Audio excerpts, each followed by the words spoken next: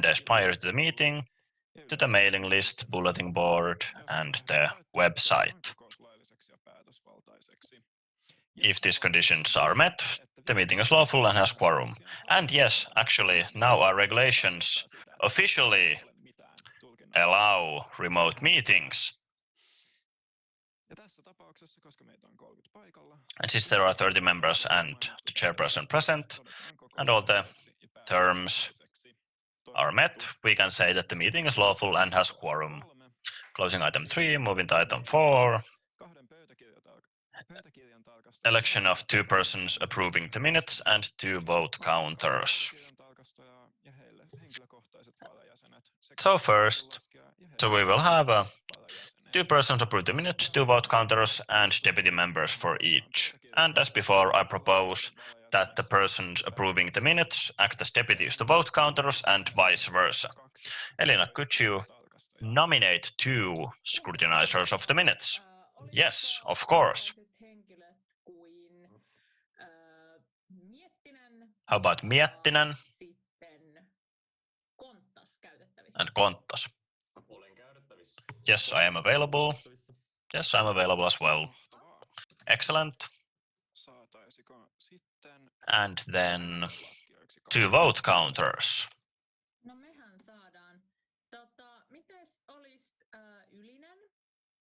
How about Ylinen and Alasalmi?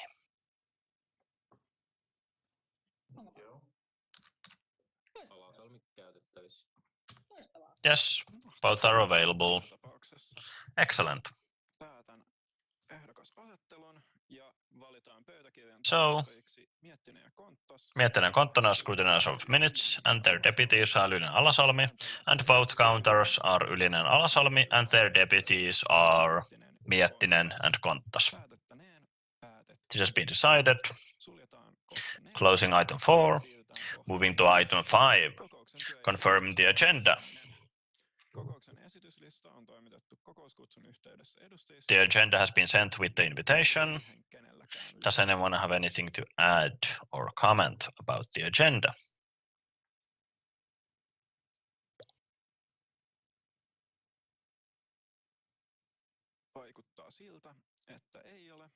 Apparently no.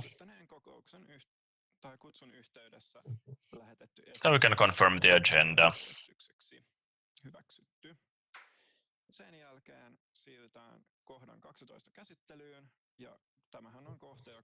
Then we will have discussion of item 12 at this point, which was tabled at the previous meeting.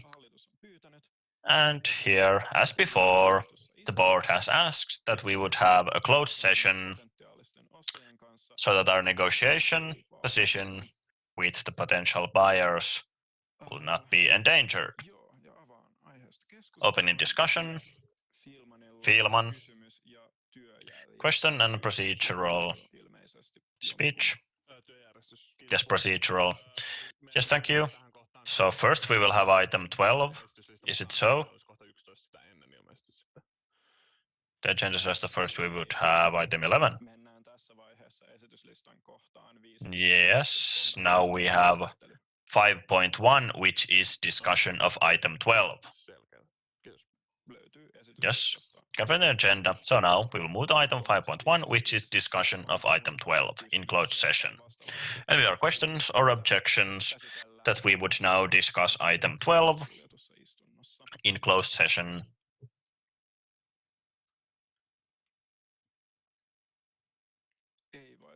Apparently no. So yes, now we will discuss item 12 in a closed session. So we can close item 5 and move to item 6, announcements.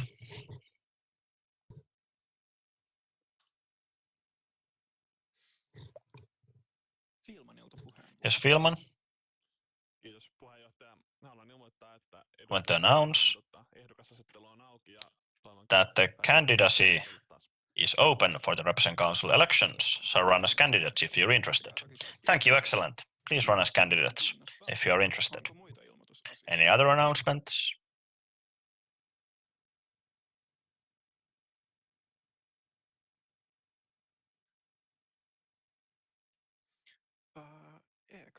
Ekrus?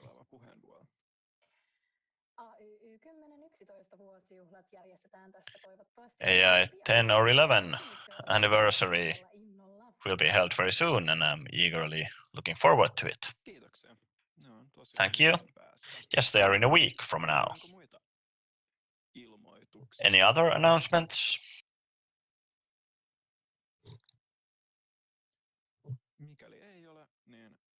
If no, then I will close discussion and close item 6 and move to item 7, latest news from the office. Today, I believe we have Tiina Pajukari presenting the latest news from the office.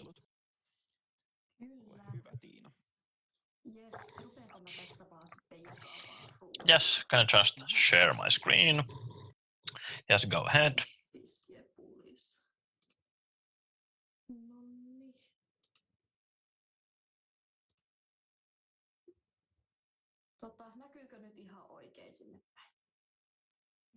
Can you see it?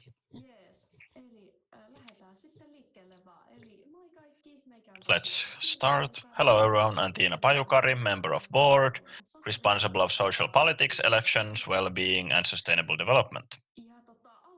First, I want to apologize for not getting it ready, the PowerPoint, early enough to be able to upload it on Inside, but I'll share it as soon as I can. Well, to the actual news. Well, what has the board been up to? A lot of orientation stuff. We will let the new students know what AYYE is. We will also enter Ota-suunnistus event.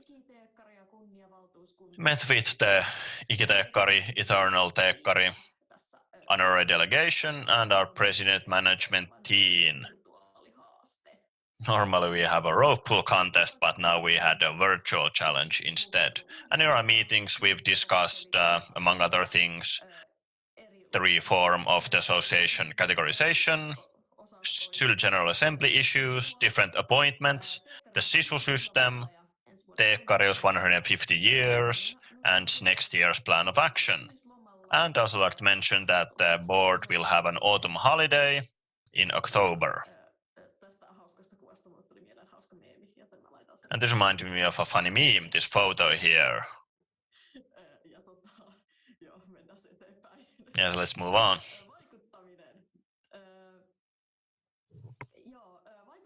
And advocacy. It has been very SYL-oriented.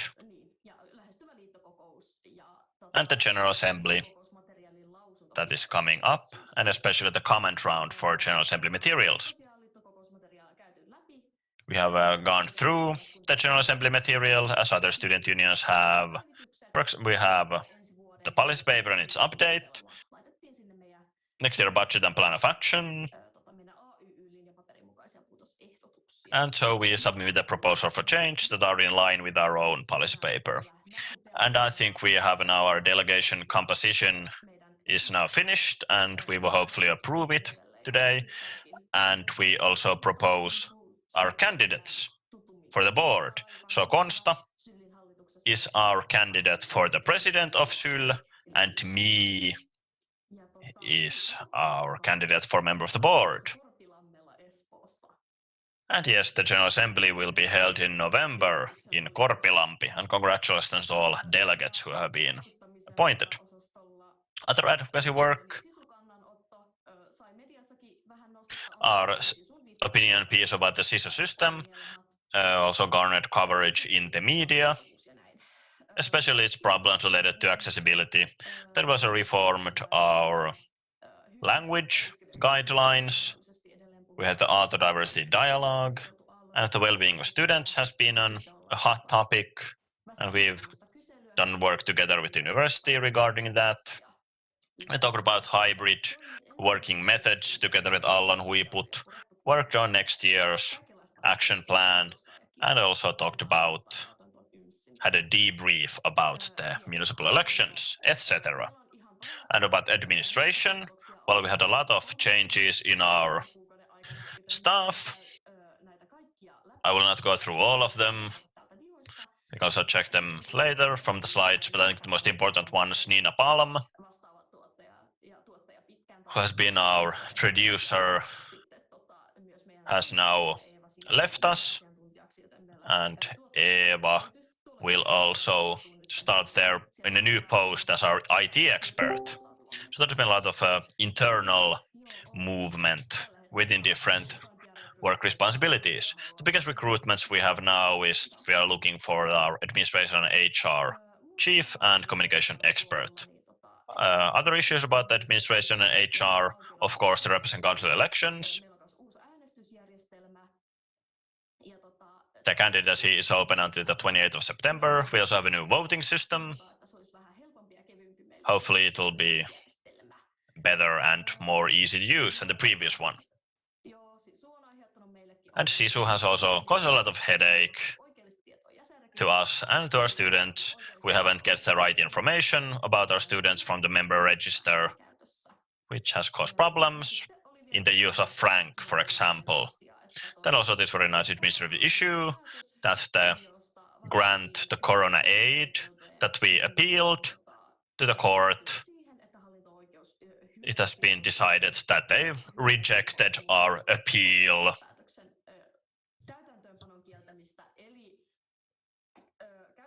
And what this means is that we can distribute money if we want to. Housing and services. And the summer went pretty well. When you had a summer employee there, then we tried the sauna online for our rental of facilities. We also handed out the semester stickers, about 1100, and SISU is still a problem also in this sector. Excuse me, my wallet delivery person is calling me. And this is very awkward.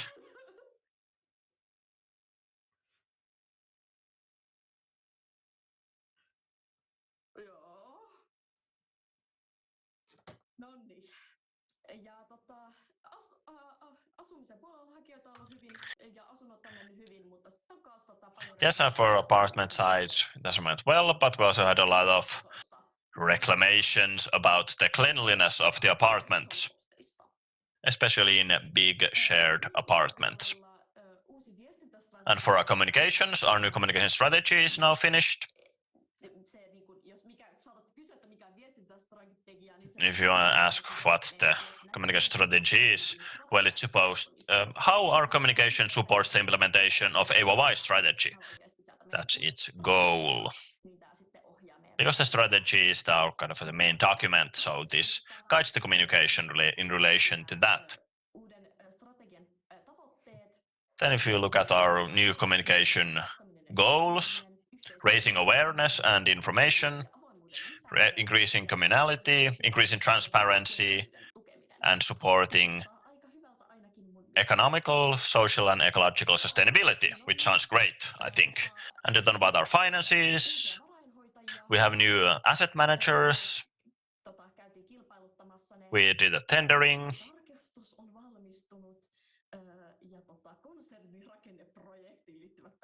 And those decisions related to our group structure have been made, and SISU has caused problems in this sector as well. Then about our real estate.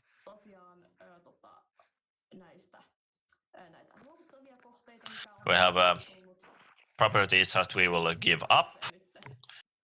Someone's microphone is on. Okay. And also Miesten Tie 2, it is moving forward as a joint project, but we can start no earlier than in the end of the autumn 2022.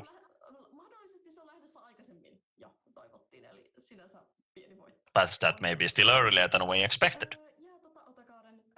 And about the zoning for Otakaari, it now has everything in order so it can move forward. But then the student center is now actually in the slideshow because we have now committed ourselves to it. So the zoning process is moving forward. We have established our real estate company for it.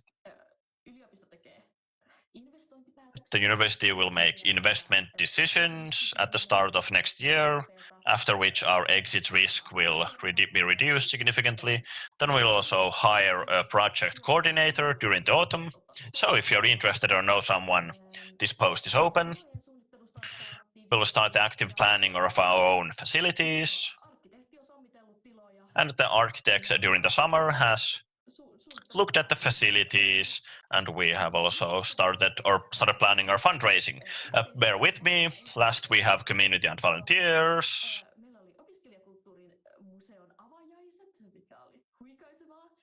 We opened our student culture museum in August. And you may have noticed that the semester has started. So we had an orientation week and the Otasuunnistus event. Then we also had the start kickoff day for our volunteers this week. As the anniversary party that were mentioned are coming up very soon. It's looking good.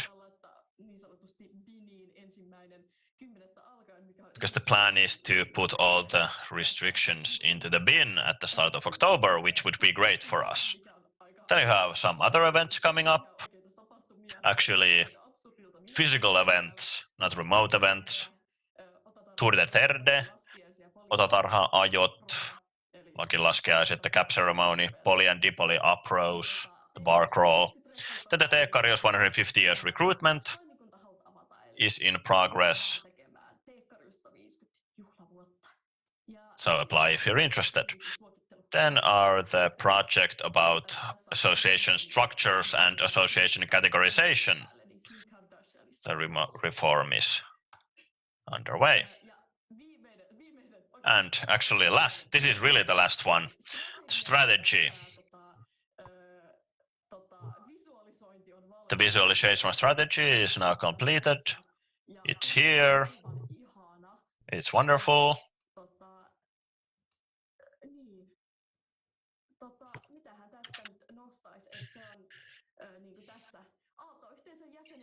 And this is the members of the community are here at the center of these visuals.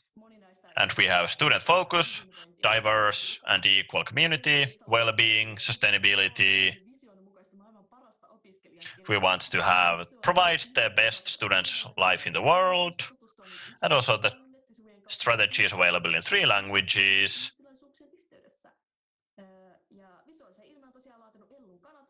Ellun Kanat has done these visuals together with AYYE. And we had 2 visual workshops also related to this. So yes, that was it. Thank you. It took 12 minutes, so we have a couple of minutes left for questions. Yes, thank you, Tiina. Opening discussion. First, I think we have Filman. Thank you for the very positive presentation. A few questions, actually 2 questions. First about SISU, is academic freedom and choice of courses and the negative impacts have been discussed at all. And the interpreter did not hear the second question because it was too fast. I have to say about this data rungi, it was on the real estate side that I don't know. You can answer on the chat if some of the people on the real estate side know more, but regrettably, I personally cannot answer. Second question was about SISU. Yes, you are referring that SISU, you cannot sign up to courses that are not in your HOPS plan, personal study plan.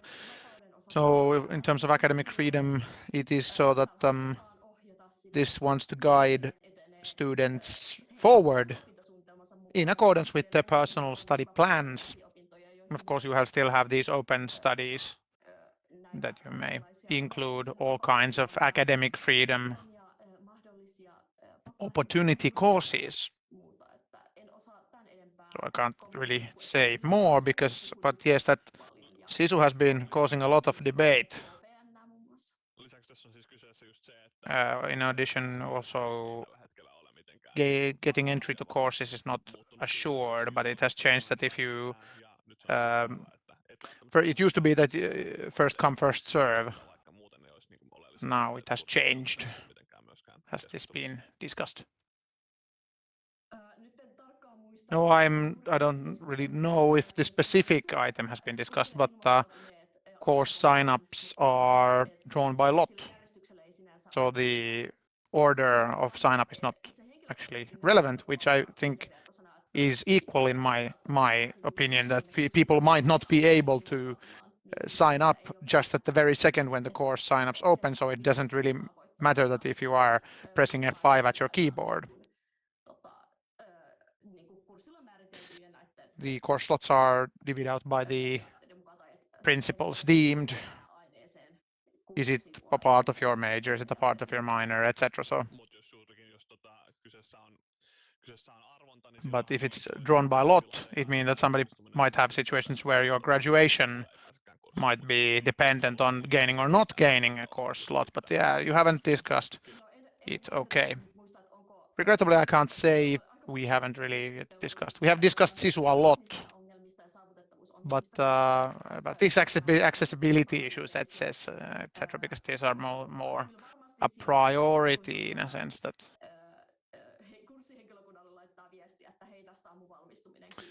But if you just start to give information to the course study office that, okay, I need to graduate, you usually get things done.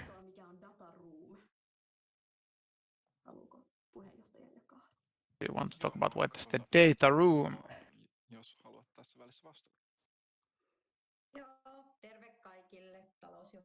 Yes. Hello everyone, this is Financial Director Kivimäki here. Data room is a virtual or a physical room where we gather documents relevant to real estate sales. We usually have a lot of information here, so here we have a virtual data room.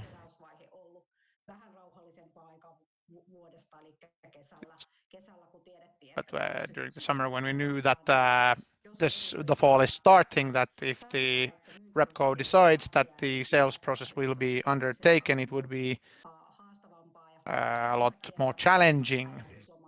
That we had a real estate expert is on maternity leave currently, who was in charge of also gathering the data room. So thank you, Monica. And Milia has also written that may give more insights to the SISU thing. Part of SISU, good points by Emil. It's very interesting that and very relevant that there will be a lot of comments on this accessibility, and that is something that we definitely want to hear about. So please contact the educational policy sector and give us that information. So there's kind of a very hectic currently, like, for example, we've discussed these accessibility issues. Also in the Helsingin Sanomat magazine has made stuff about that. And once they get the more dire problems out of the way, they will tackle many other things as well. But yes, the discussions are ongoing for that item. Thank you. Other questions or requests for the floor?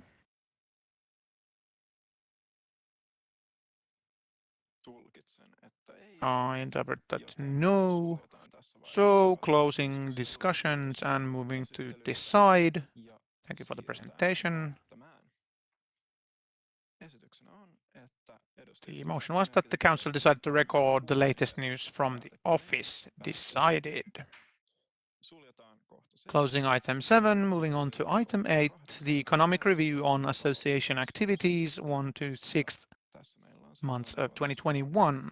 Monika Kivimäki presenting.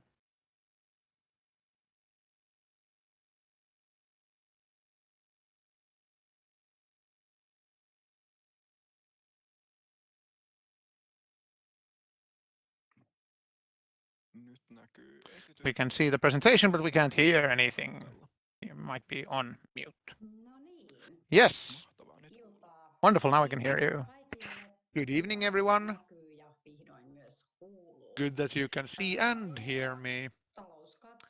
The economic review is the topic of the day for the first 6 months of the fiscal year. To start with, I want to state that the board has discussed the economic review and budget monitoring development, which has been more than welcome. And we will, of course, go with this old model as still, which we know that we will hopefully get this both visually and in content-wise, we can develop this system. But so far, we will still go with the old slides as it were.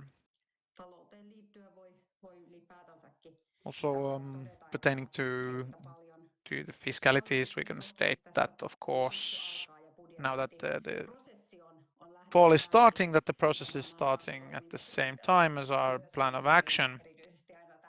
It means that the reporting pertaining issues and the development issues are very much in the discussions and the discussion topics. Now that I've could change, I don't really actually want to have the camera on because I've been at my home office. I have challenges with my hardware. I can't actually click on the slides. Can you still hear me? Yes, we do. But the slides are not progressing for some reason. If I could just change the slide, that would be really cool.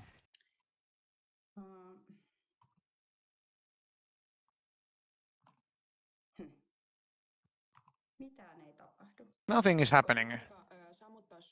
Monika, you can shut your screen sharing and restart it.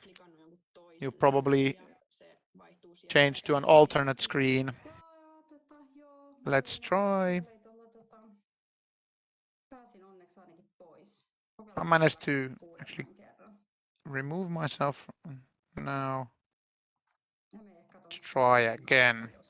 Maybe go through the screen if that would make things easier.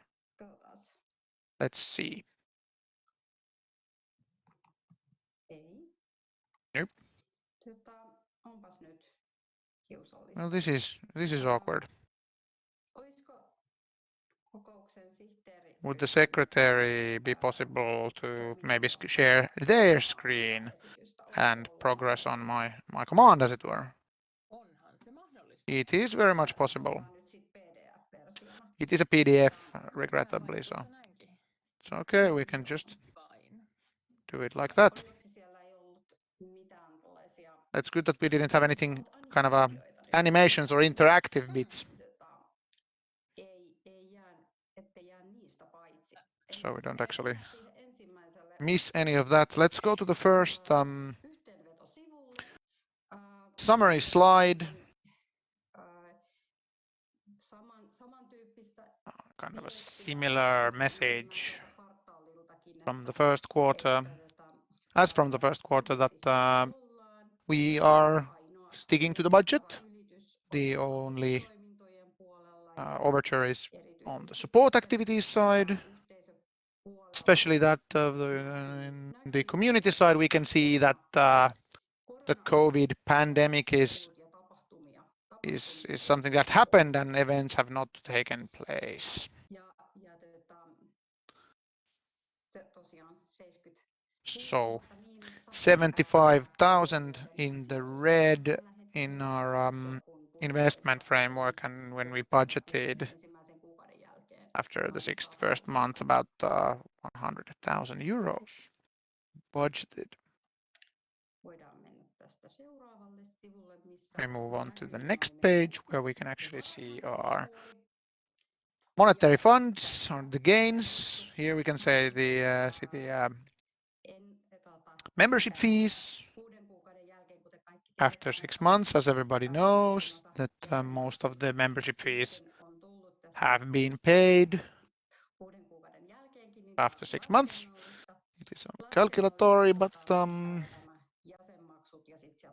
these payments, there are some expenses and some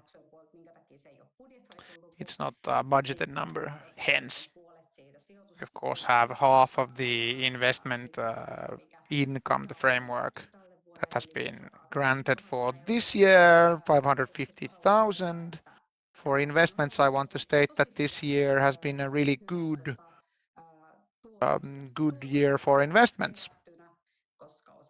Gained a lot of monetary funds because the portfolio has been doing really well for the student union. And all these administrative costs have been invoiced from our real estate companies or done via internal invoicing. Then on to the next page on the community side. You can see as the largest red is the staffing costs, personnel costs. We had project worker, what was unbudgeted. Otherwise, nothing really out of the ordinary, as you know that the staffing has not undergone any major changes. On the events, you can also, of course, see this regrettable side that events have not, of course, taken place at the start of the year. And we haven't paid any of the support in the timetable that was planned. So net costs 155,000 in the first 6 months when we have budgeted minus 200,000. And at this stage, I like to mention that the fact that this is really net expenses, which we have. So of course, we will have income for events and volunteer activities if we have any income. Of course, corporate relation income is also placed under this column. So corporate cooperation has been included in the community side from this year. We can move on to the next page. In advocacy, no other really things worth mentioning that regrettably kind of these other costs have not been included or used up to the extent that they were budgeted in, but it's affected by the fact that haven't had a person responsible for some of those funds who we've not had an individual for those, which is also visible that traditionally we've had advocacy events have been cut down due to the pandemic and we are on the net expenses.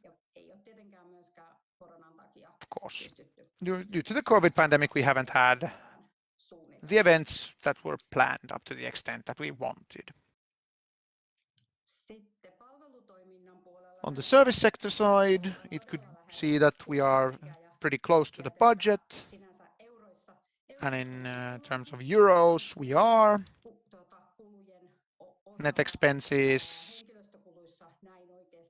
and the personal expenses. And on the services, you can see that other expenses and have gone to the red, very much so.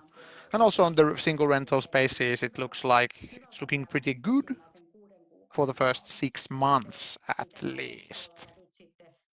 What's also on the real estate side, it's that the single rental spaces that are operating at a loss the first 6 months that they have been empty.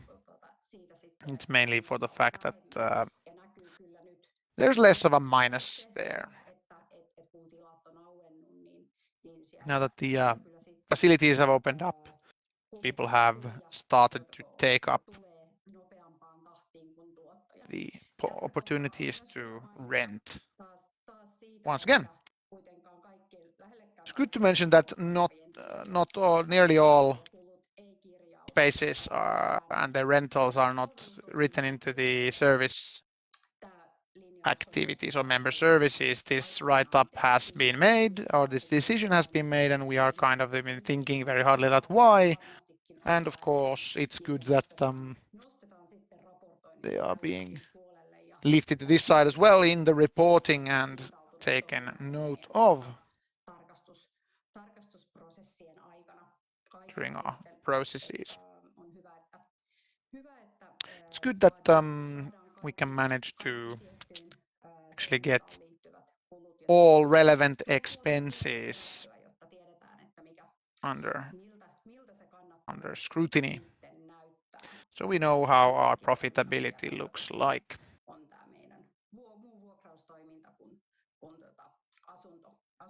Here we have the other rentals except for housing. Going on to the next item, which would in this case, and I think is administrative costs. Yes, we are pretty close to the budget in the office costs, a little under the budget. On office costs, you can also see a little under the expenses because the office has been closed, so the traditional office costs are a bit less. You can also see that during the fall, since that the office has opened up and people have met with each other, of course, and there are then expenses included and involved. On the communications side, we have, I think, on the first quarter, after the first quarter, we were worried about whether or not will we actually use all the budgeted funds, all the extra funds, quite small extra funds in a sense, but the extra funds nevertheless made last fall.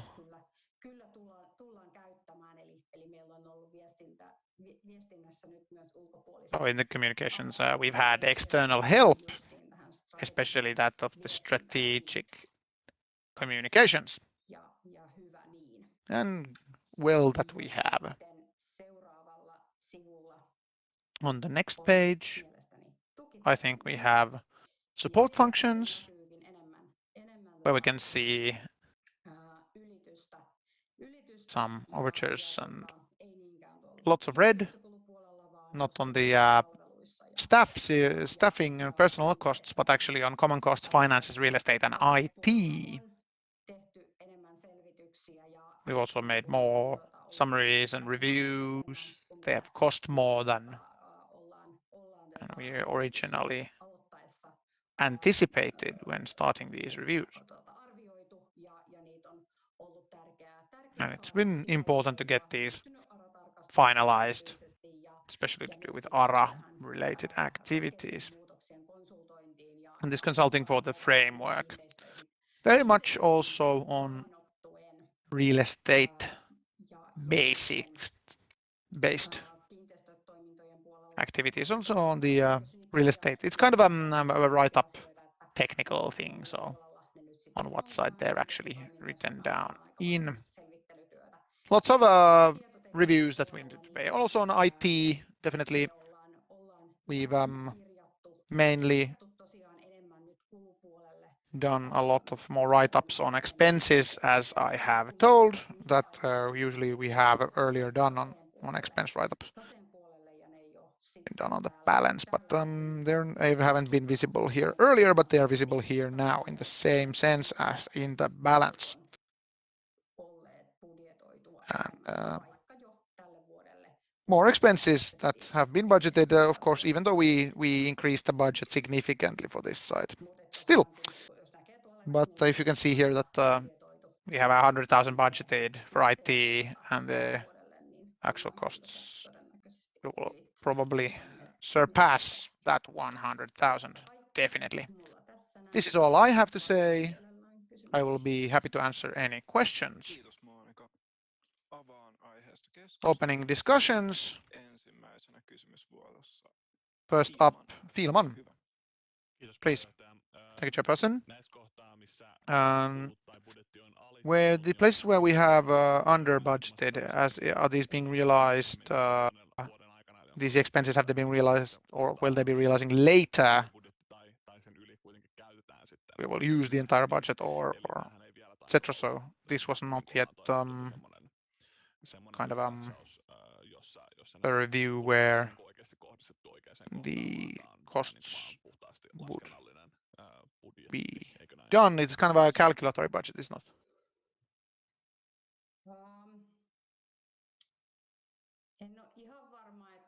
I'm not completely sure what is being meant by the question that how they have been targeted. We've had quite a lot of changes in our write-up practices, and they are being undertaken. These write-ups, making clarifications, or the manner in which we report. Definitely, this is still taking place. Whether or not will all the budget be used that has been granted, of course, depends on the situation very much. Hopefully, it's not in issues where we don't have to use the budget, we don't need to use it. Hopefully, usually we will we have various of these titles have very many cost centers and accounts, and they might have large overtures and large underspendings under these accounts. Of course, the communications need to be based at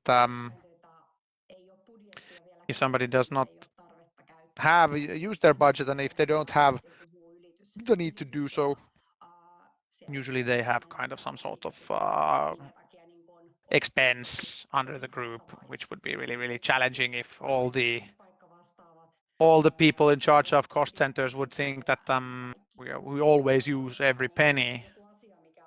But if there's a place or thing that, for example, to the board that has been promised, or to the representative council has been promised, of course, if something has been left out due to COVID, then of course we will definitely take care of that.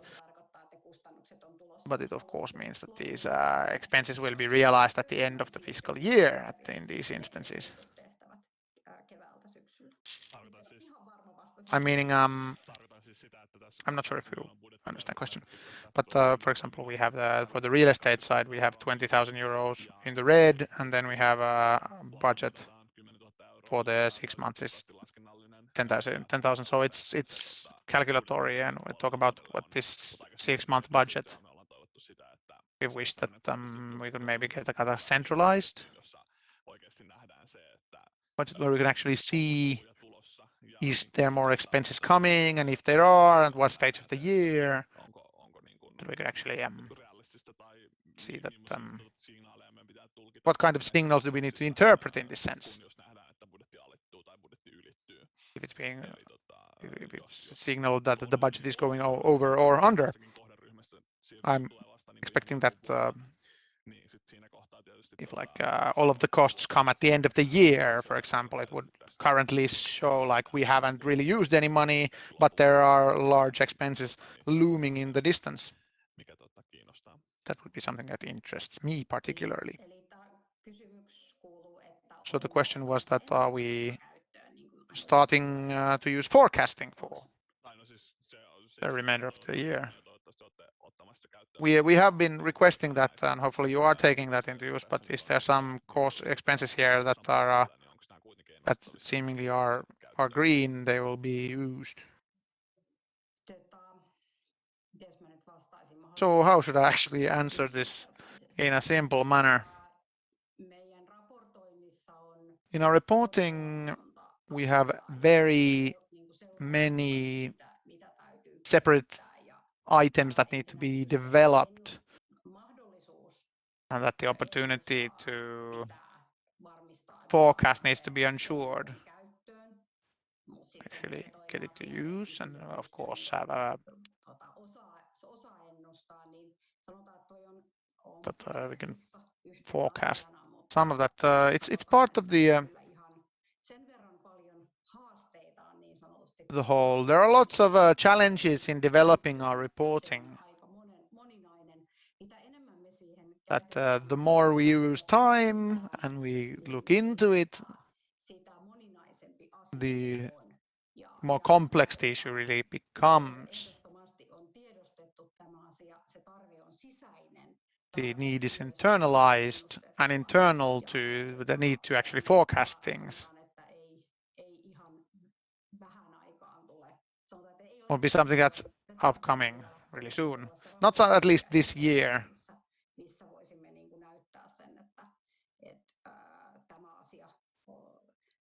This issue is something that is coming, but the end of the forecast for the end of the year will be this and this. That's not something. But on the real estate side, it's really easier to actually implement this kind of system. Kind of have like two options, two styles. We're developing the real estate a bit differently, but they have their own specific challenges. Quite of a long answer, but yeah.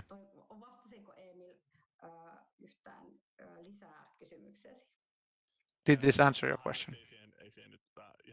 Well, not a lot, but it looks like it's interpreted that it's not possible to answer the question in the required detail. Thank you for the answer, nevertheless. We could also return to this on the Takiva side. Yes, that would be good. Regarding reporting. Thank you. Do we have other questions or requests for the floor for Monica? This item. I interpret that no, so I will close the discussions and move to decide, the motion being that the Council decided to record a January-June economic review on association activities. Decided. Closing item 8, moving on to item 9. Appointment of a delegation to represent AYYE at the General Assembly of SYL. Aalto presenting. Just hello everyone.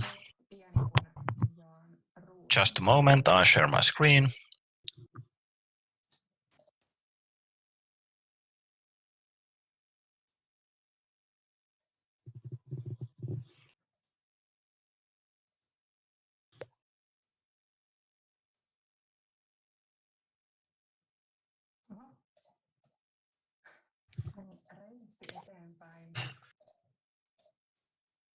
Jumped ahead too much. Okay. No. What's going on?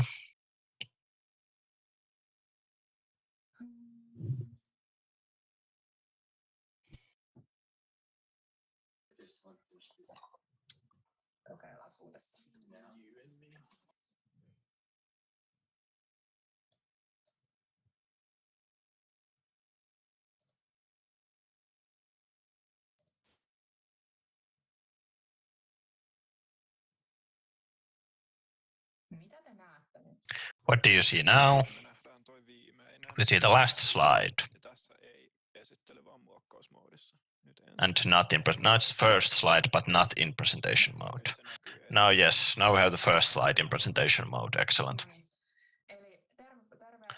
Hello, everyone.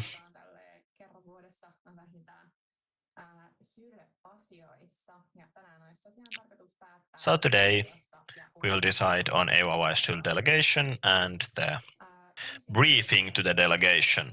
First, I will tell a bit about the delegation application round and the appointment. As a reminder, Section 2 of our regulations, the General Assembly regulations, which stipulates that the Representative Council nominates a delegation to Sula's General Assembly. The board prepares a draft proposal for the REPCO after hearing from the REPCO groups, and the delegation consists of the Student Union's General Representatives with the voting power and their deputies. And the board holds an open call for the delegation. Continuing about the composition of the delegation and the proposal. So of the delegation members, 5 General Assembly representatives and 5 deputies are appointed independently by the board. And for the remaining seats, the REPCO groups may, individually or jointly, comment in proportion to the election outcome. The board must take into account the statements of the REPCO groups, as well as the expertise, effectiveness, and representativeness of the delegation when preparing their preliminary proposal on the remaining representatives and their deputies. And this preliminary proposal must be ready 2 weeks before the Representative Council meeting. And this has been done also this year, so you will receive information about 2 weeks prior. And then about the actual application process. We had an open call for the delegation. It was open from the 19th of August to the 2nd of September. And what is fortunate is that our member count has increased during the year, which means that we received 1 more seat to the General Assembly. So that, yes, because the seats are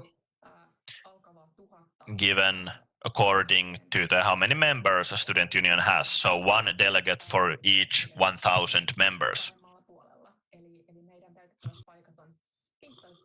So yes, now we have 15 regular and 15 deputy delegates. And yes, as I mentioned before in the regulation, it says that 5 seats are appointed by the board and the rest are shared among the REPCO groups. And as our regulation stipulates, we collected statements from the groups about the composition and about the candidates to Sula. Unfortunately, we had 3 applications too few, 27 applications, and we needed 15 plus 15, that is 30. And Jämeren Ratas did not fill all of their seats. They didn't send enough applications.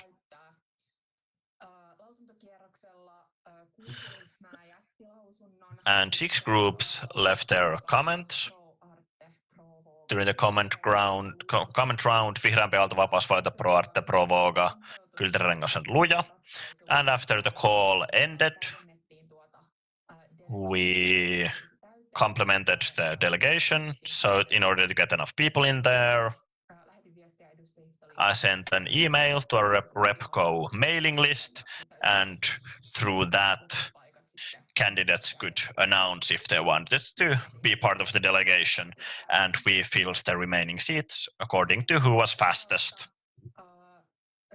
And then, when it's about the distribution of seats among the groups, we have the same formula here as before. The board discussed the matter in August and decided that they want to hand out the seats according to the coalitions, not according to groups. Because if we had handed them out according to the groups, then it would mean that one group may have a regular seat and another group may have deputy seat. So that would have been unfair when it comes to the votes. Here in this table, you can see that this extra seat went to Jämerä Ratas. They make up 35.5%.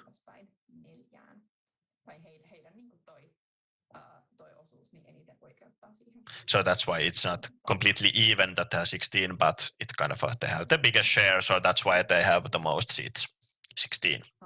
Then about the comments from the groups. These have been sent to you already. Vihreämpi Aalto said that they want 2 regular and 2 deputy seats, or at least 2 regular seats and 1 deputy seat. And the regular candidate was Peppi Seppälä and deputy Allu Pyhälammi, or in the case of 2+2, Seppälä and Pyhälammi as regulars and Pohjonen and Nurmi as deputies. The justification was that according to the regulation, the seats are allocated according to the size of the groups, not according to the size of the coalitions, but this is actually untrue. As I said, because the groups can make a comment on the seats, but the regulation doesn't actually say that the seats are distributed according to the size of the group. And from these names that were brought forth, Pohjonen did not apply. Others did, and they are in this composition. And Voga's comment, they said that hopefully the delegation seats will be distributed according to the power relations, how much people there are in the representatives, and they said that this is not true if Vapausvalita gets 1+1. And they also said that it would be good if there's a delegate whose native tongue is something else than Finnish. Pro Arte propose Imran Shamsul. He has a lot of experience from Syl. And they said that the Vapausvalita 1+1, 1 seat should be given to Provoga or Vihreämpi Aalto if this happens. And Luja's comments, Samuli Vehkomäki was their proposal as the regular member because he has experience, and Vapausvalita says that the current way to form delegation is good and offers a comprehensive and diverse coverage among the REPCO members. Kyltirengas sent in their names for their regular and deputy members. So then we can move on to the actual heart of the matter, so at the actual proposal. Here in the orange or in the red, we have the persons, the 5 people who the board decided. So we have the board and also our experts, Palkki and Krairish and Pajukari. So there's 5. So yes, it has worked well that we have the experts supporting the delegates as deputies. Then if we move in order, you can see that there are a couple of board members also here in the green, Vehkomäki, because Luja hoped for him to be there, and Poutanen is there because otherwise we don't have enough people in the delegation. Arstila and Vesinurm, Torpo, Kesseli from Ski. So these are for Jämerä Ratas. Then we have the seats for Vihreämpi Aalto. So those who applied, who are proposed, Pyhälammi, Seppälä, Nurmi. Then we have from Kyltirengas, 3+3, their seats, as they all requested. Vapausvalita, we have Peter Pitsen and Ville Puntonen. And then we have Pro Arte, Imran and Marianna. as Imran's deputy. And the regulation says that the board needs to take into account the representativeness and expertise of the in the composition, and I think this expertise is taken into account because there are people who have experience from the General Assembly. They've been there before, they know how to act there, how to influence, but we also have our staff members there, our experts, to support the delegation. And when it comes to effectiveness, same in that regard. As there are people who have more experience from the General Assembly, it helps them to be more effective in their advocacy work for the entire delegation. And they can also support and instruct our newer members who haven't been in the General Assembly before. And when it comes to effectiveness, we should also take into account the fact that we should have people who have been there before, but also people who now attend the General Assembly the first time. And we want to give them the best possible experience so that they will become veterans in the future and can instruct others in the future. And when it comes to representativeness, each school is represented, but as you can see, it is very biz and sci focuses on those schools, but as I mentioned, we didn't get that many applications, so that's why the situation is as it is. And we think that this is representative of the Aalto community. And when making the decision, the Representative Council can either approve this proposal or send it back to preparation. Yes, thank you, Laura. Opening discussion. I need to have the ask or the comment.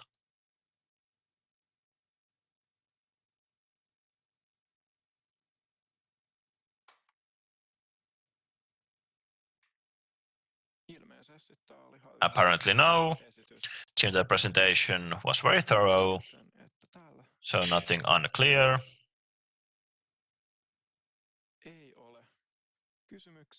No questions, no comments, so we can close discussion and move on to the decision. And the motion is that the Representative Council decided to appoint the persons in accordance with the appendix as AYYE representatives to the General Assembly of SYL. This has been decided. And now we can close item 9 and move on to item 10, preliminary debate on the briefing of the General Assembly delegation of SYL. Laura, if you can continue. So, I will take as the regulation point 8 says that we need to have a preliminary debate where we can give, us being the RepCo, give more instructions or goals that the delegation is bound to follow. So in the next slide, I have possible topics that in this preliminary debate we can actually raise these topics and these points. What kind of points would you like the AYYE delegation to discuss? We are advocating in an organization that represents all higher education students in Finland. We've also done these materials that we've been sending, and we've also sent a statement AYYE has for the Edarilista mailing list. These materials have been sent to you. A few highlights from the commenting round. We've included that one of SYL's values would be sustainability, as it is with AYYE.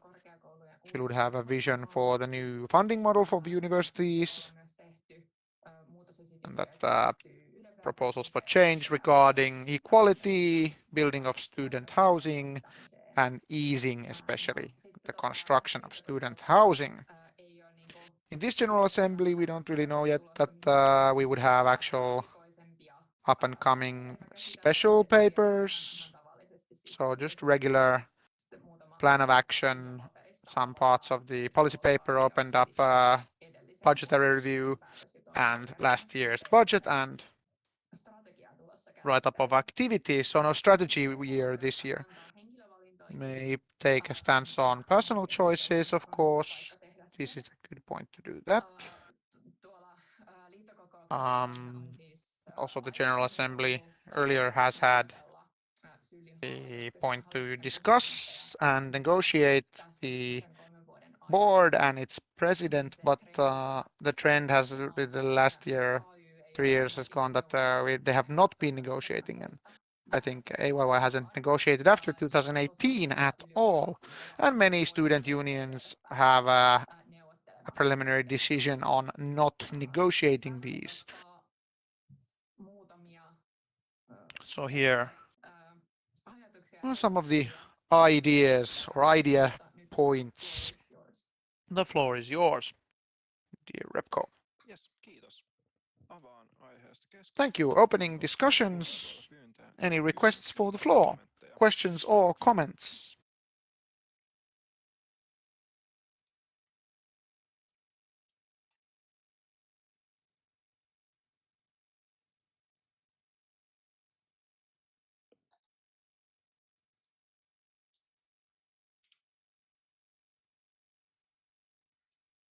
Mulle ei ainakaan näy. No requests have been made at this stage, on the chat at least, not to me.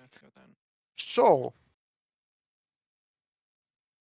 voidaan we may todeta, että say tässä vaiheessa ei that at this stage no requests for the floor have been made. No, siinä tapauksessa In that case, suljen aiheesta closing discussion ja siirrytään päättämään. and moving to decide. Esityksenä on, että The proposal was that the Representative Council decided to record the preliminary debate on briefing the delegation for the SYL General Assembly. Decided. Suljetaan kohta 10. Closing item 10, and at this stage, 15 minuutin kokous. 15-minute break Jatketaan before continuing. Eli siirrytään 15 minuutin 15-minute break kokoustauolle kello at 18:28. 29. Nähdään 15 minuutin See you in päästä. 15 minutes, which is 18:44.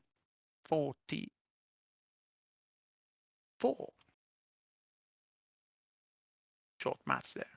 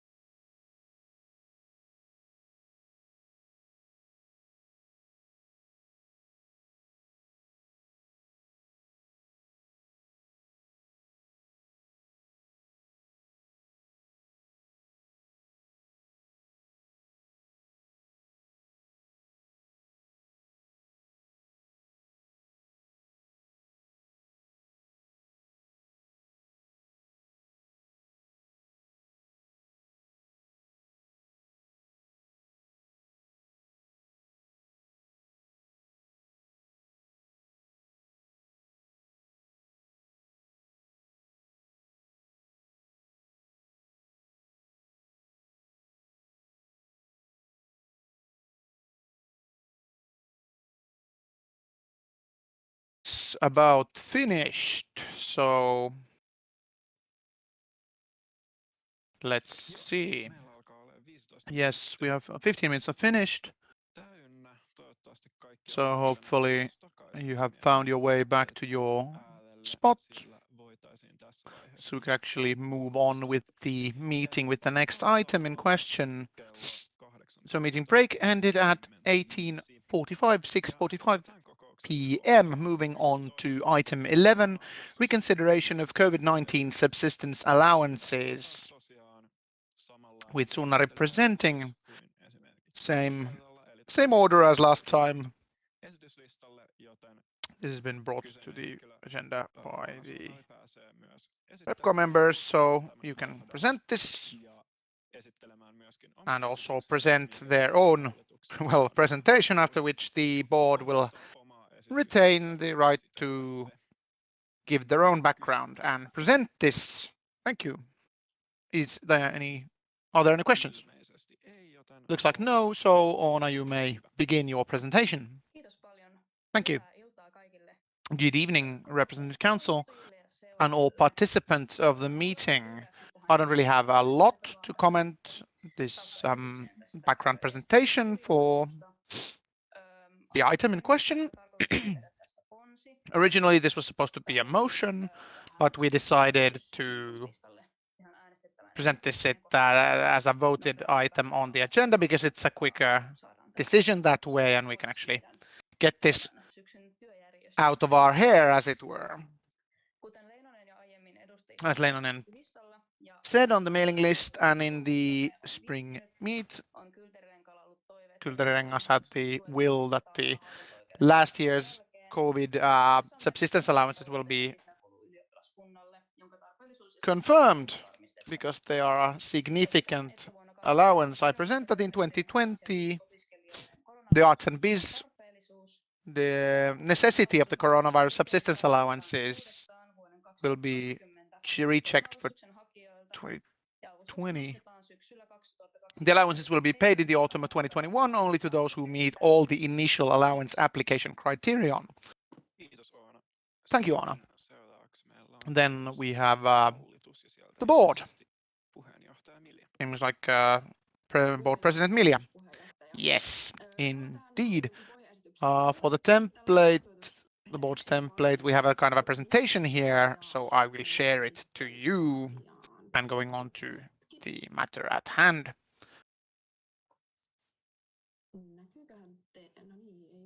Yeah.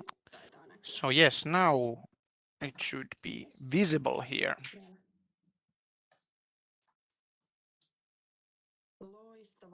Excellent. Get those visible over there. Very good. My name is Milja Leinonen, and I will be presenting on behalf of the board this template we have prepared.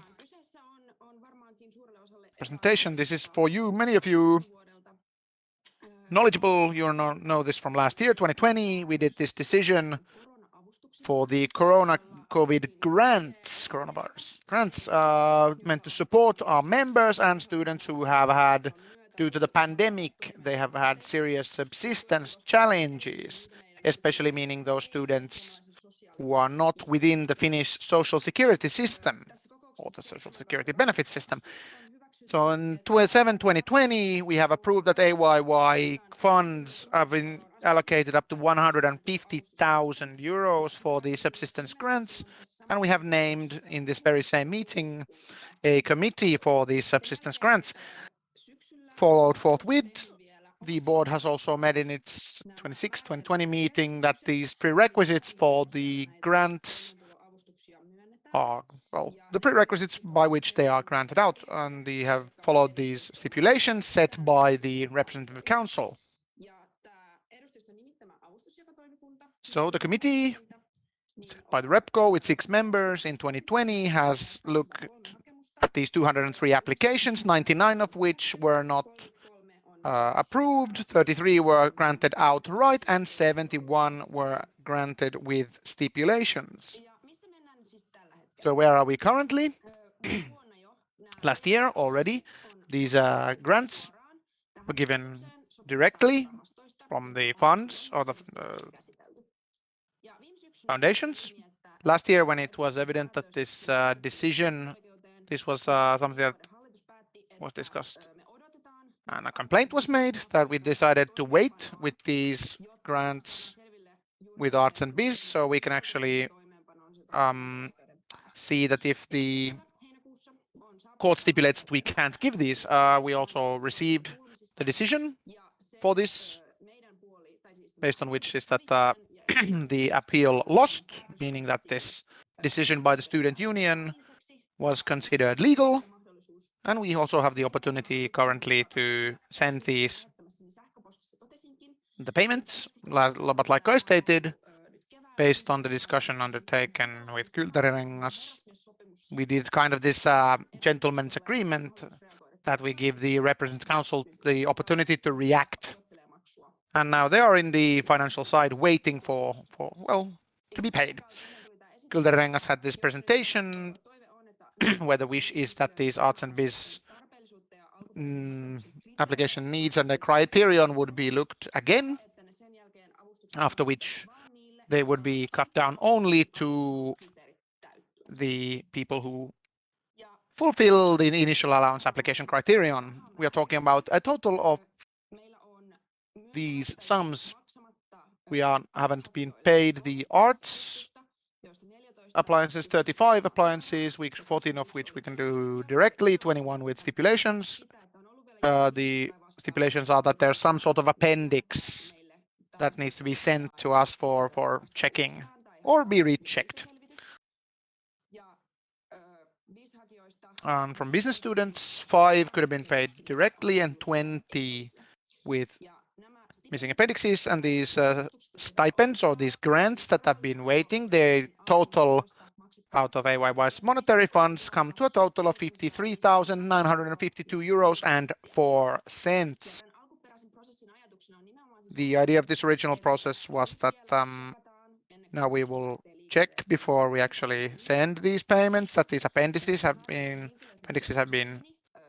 correct. We can actually find these people, their account numbers are okay, and the original allowance criterion says that the applicants need to be in attendance 2020.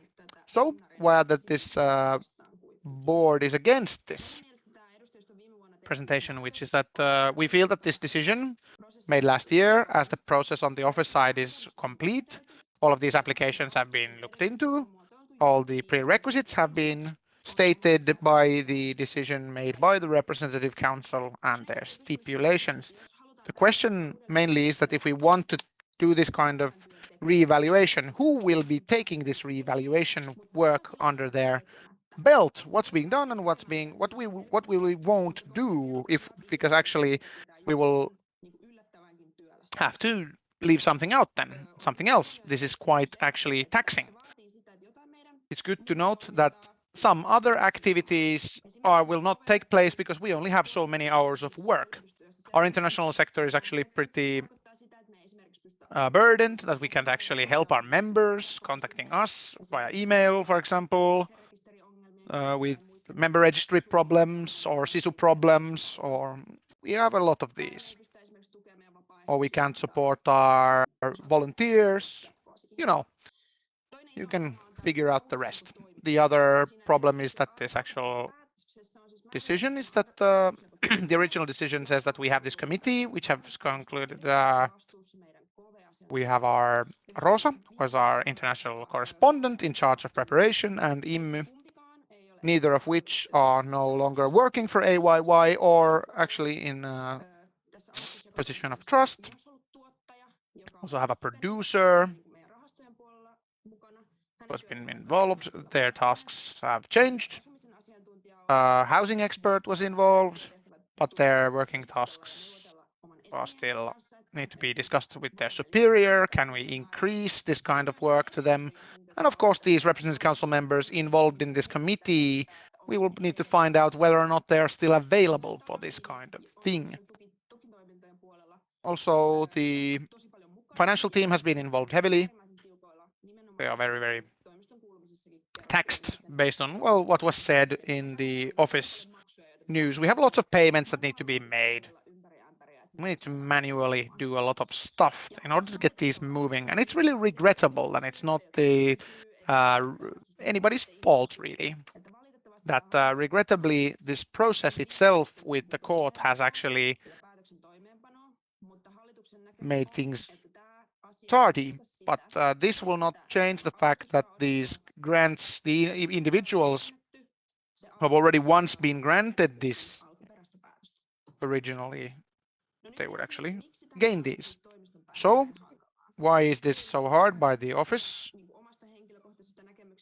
From my own point of view and from the board's point of view, in contradiction to what Sunnari said, Sunnari's proposition said, is that this will not be done this fall, just to the fact that, for example, this year we have committed on the international sector and other sectors as well,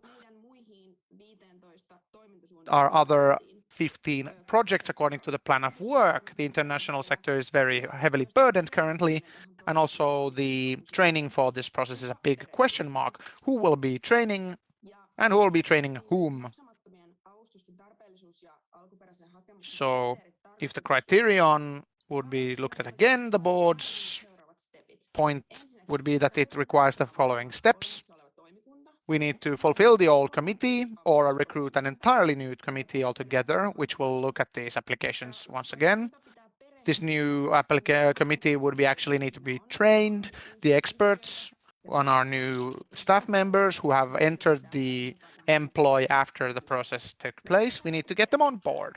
Who will be doing the training? Mainly people who know it most, which is me or Elina or our Chief of Advocacy Laura, and none of us have been actually doing this process. We have not been leading the work.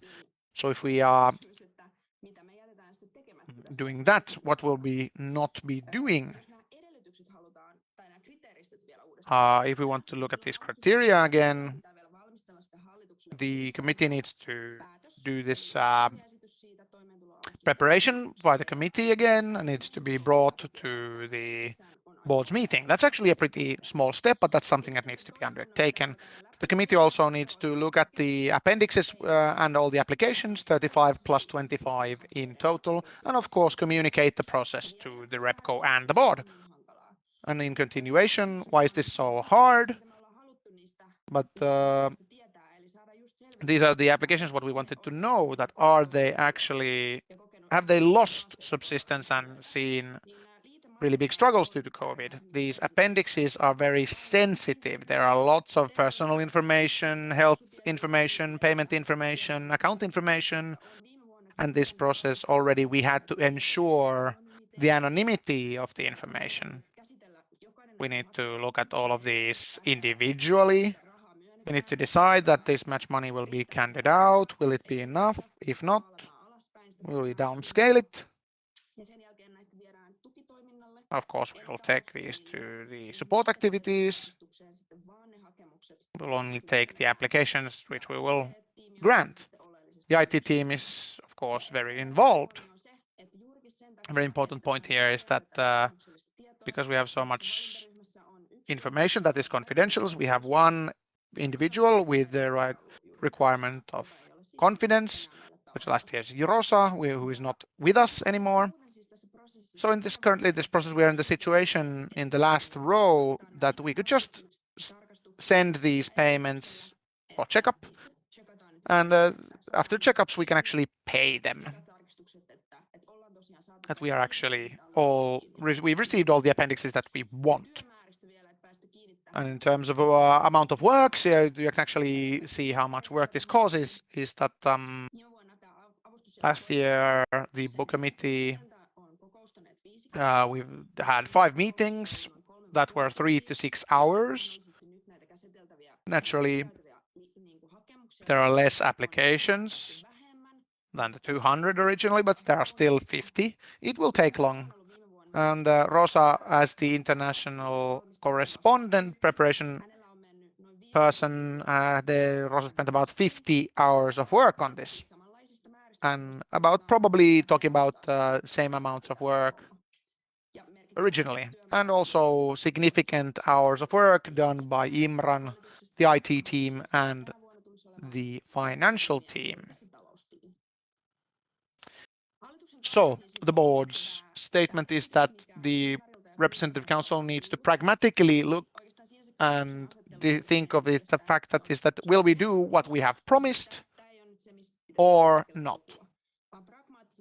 In a pragmatic point is that we should be discussing that will we do what we promised to do or not? Our board's template is that we will do the decision that we did last year according to the process that has been approved, or if you feel that this is something that you don't want to do, then we say that you reverse your own decision and ban AYYE from using funds to this particular instance. So here is the official word form. Is that the board decided to present to the representative council that it will not open the COVID grants for reappeal and will not make changes to the enforced decision that has also almost totally been undertaken, but will approve the arts and biz grants according to the process approved. Thank you. Thank you, Milja. Opening discussion. And first off, we have from Fielman request for the floor. Thank you, Chairperson. I feel that AYYE need to be very careful of their monetary funds using, and in this kind of project, we should look that if this individual will be receiving money, are they a member of AYYE? If we start to actually hand out money to people who are not even our members, this student union is going down the tubes. But I also largely I'm against the critique that the process would actually take that long. I would see that in this kind of process, well, Sunnari's proposal, that we can actually ask the approved applicants the required appendices updated for this year. That was 2021 now and 2020 last year. You can just check these. So it's a significantly lighter process with less work.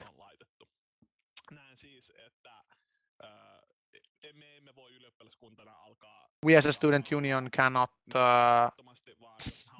hand out money in this manner, but we should actually be more careful. So these were my points. Alasalmi next. Alasalmi from Luova. Without actually downplaying the amount of work, I believe that there is a lot of work that we look at the applications. Once again, it will require lots of elbow grease from many individuals, but I still question that is it significantly larger if thinking of a lot of these applications were still conditional, that they need to be looked at nevertheless. They need to be checked.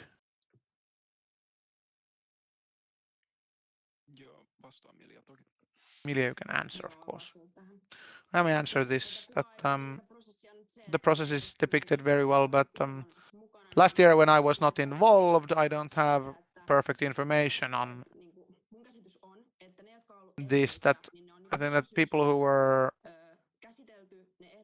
the conditional appendixes were checked that they are now ready, that they can be paid. We are in the situation where we can just press enter and send the money when we have the checkups that we can get hold of these people. But looking at these appendices has been already, we have looked at the appendixes already.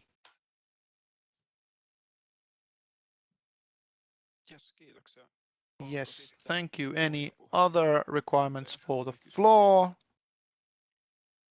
or questions? And Pyhälammi. Ryhalomi vihreämpi Aalto. And what Milja said, something to add, the point that now that we are looking at an issue and a question is that what the situation was last year during the summer when these grants have been given, and now we look at, are these people still bad or worse off, or are they better? And with some individuals it might be so, but we need to remember that this corona crisis last year summer when we looked at this, it started and it has gone on for 1.5 years. So the doubts may be that this situation probably has not drastically changed, at least for the better with many individuals. So if this need has been stipulated last summer that these kind of grants are needed, you can make the assumption that the people will still be in need. The other point here is that if it would be so that they would restate this process, we would go through this process again and then deem that is not pertinent. And even though if it could be the correct decision in the way that if we would evaluate it, it gives kind of a message that this kind of stalling tactic is that something that we can actually do, or we can actually go back on our decisions, which can actually send quite an interesting message. Some points to consider. Kiitoksia. Sitten Thank seuraavaksi you. kysymys Fielmanilta. Followed by Fielman question. Just would like to AYYE to answer that if this is approved, will AYYE also pay to non-AYYE members this grant that was promised? Does it mean that? Well, what we want to do is that when you check their bank account number, we will also check whether there are members or not.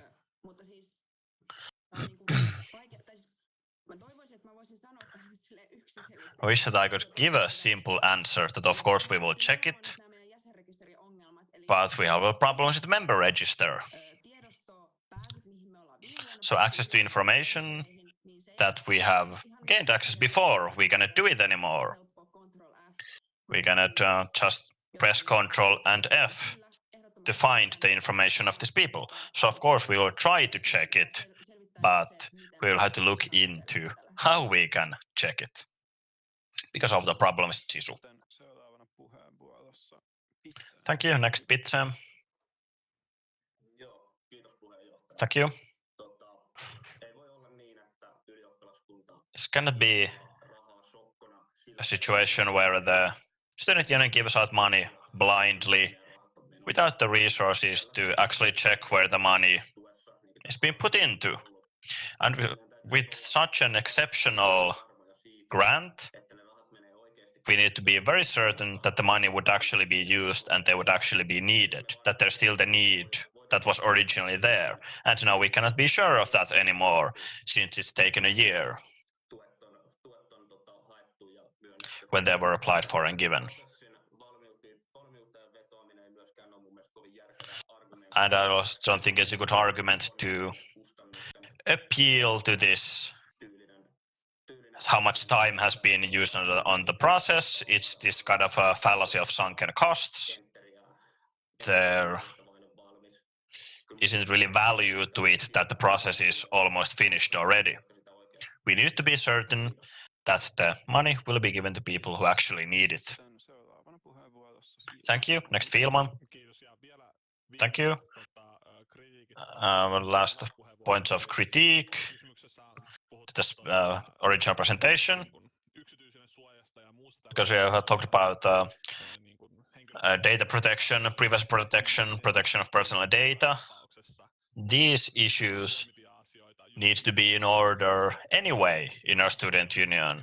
We cannot be in a situation where we as a student union otherwise wouldn't care about these issues. Personal information, we need to be a secure, functional system for it regardless of the decision related to them. If AYYE cannot do it, then we can file a complaint with the Finnish authority related to data protection. And about the member register issue, if our member register doesn't work, we cannot function as a student union. So we need to fix that anyway before we do anything, really. Such an important issue. Thank you. And Milja? Yes, I can assure you that this is very exceptional that the student union handles the health information of 203 people. And this is the problematic nature of these applications.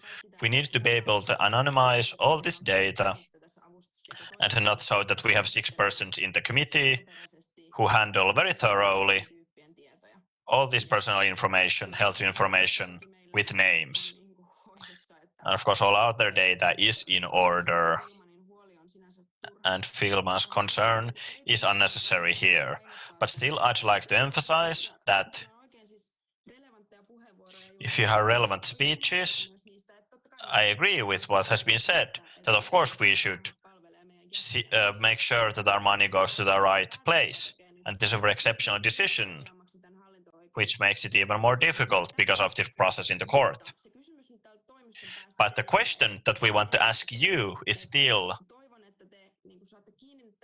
I hope you understand what I'm trying to ask and what I'm trying to tell you, which is that if we start looking into this again, it would mean that the resources from our international sector, if the deadline for this is this autumn, then we have to take those resources and put it into this issue. And this will affect our level of service that we can provide. This is not an irrelevant concern, but our international sector gets dozens of questions every week, and we cannot answer those questions if you want us to put our resources into this. That's why the point I made in my second to last slide is that we want to appeal to reps and council that if you feel that we should look into this, whether we can give out this money, then I think the decision that would serve everyone the best would be to bar us from using this money for the grant and not go into looking into it where the money goes. Just reject this whole grant. Because the people who will orient the new people are me, Laura, and Elina. I can be there, I can do that, but it will affect how I can lead, for example, the SYL delegation, how we can do our action plan, how we can involve the representing council in the action plan, etc. So this is not about some small elements, some small moving parts, but I want you to understand that this decision will affect how much resources we have in our other sectors, that we cannot finish the projects that we wanted to, if you want us to look into this in more detail. Thank you, Milja. Next, Filman. The way I see it is that West Representing Council could also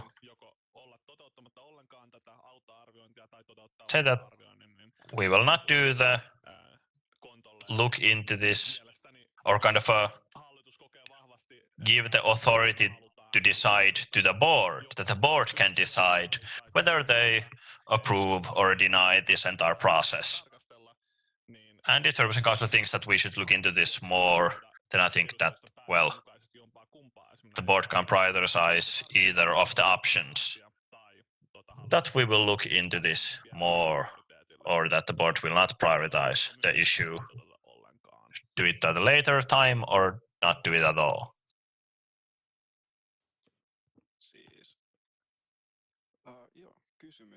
And a question, Pollari? A quick clarification or a question. You talk about the member register, that at the moment it's difficult to use the member register to check that who is actually our member. Is the situation that we cannot actually check if a person is a member of AYYE? Is the situation that bad?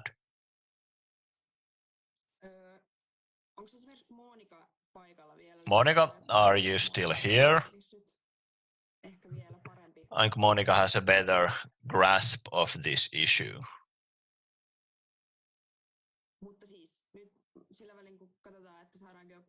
Well, we check if you have a more detailed response. I can say that before we could use WebAuthn to check whether the students are registered as present at the university, but we cannot do that anymore. And this has resulted in problems in the flow of information. That, for example, when students come and pick up their stickers, in one system it says that they have paid the membership fee, but another system says that they have not.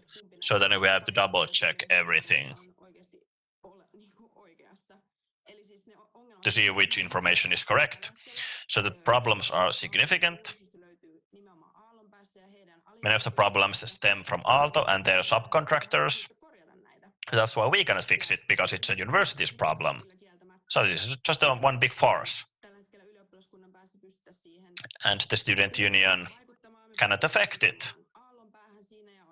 We can affect Aalto to do something about it, and we have talked to the director, but the scope of the problem is still a bit unclear to us as well. Thank you, Monica. If you want to elaborate, please feel free. Yes, Milja already described the situation very well. And this situation of change that Aalto has imposed on us. So at the same time, with the SISU reform, I think this has very much to do with SISU, is at that time our old member register,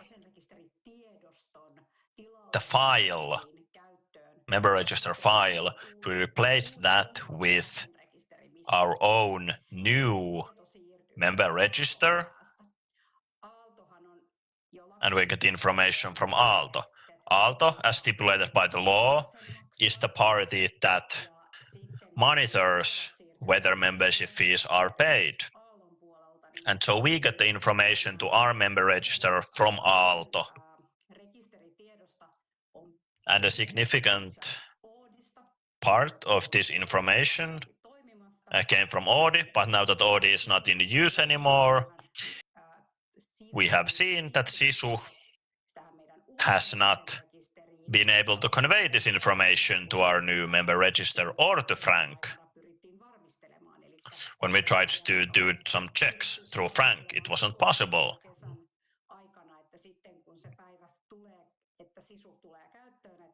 So we have tried to make sure that when SISU is introduced, then we would have the correct information. We tried to make sure of that. But when that day came, when the SISU was adopted, we saw quite soon that our member register's information and the payment information told by our members, by our customers, differ from that information. So this is an everyday problem for us that we try to solve to better serve our members. And we also have to talk with Frank about this flow of information. But as Milja said,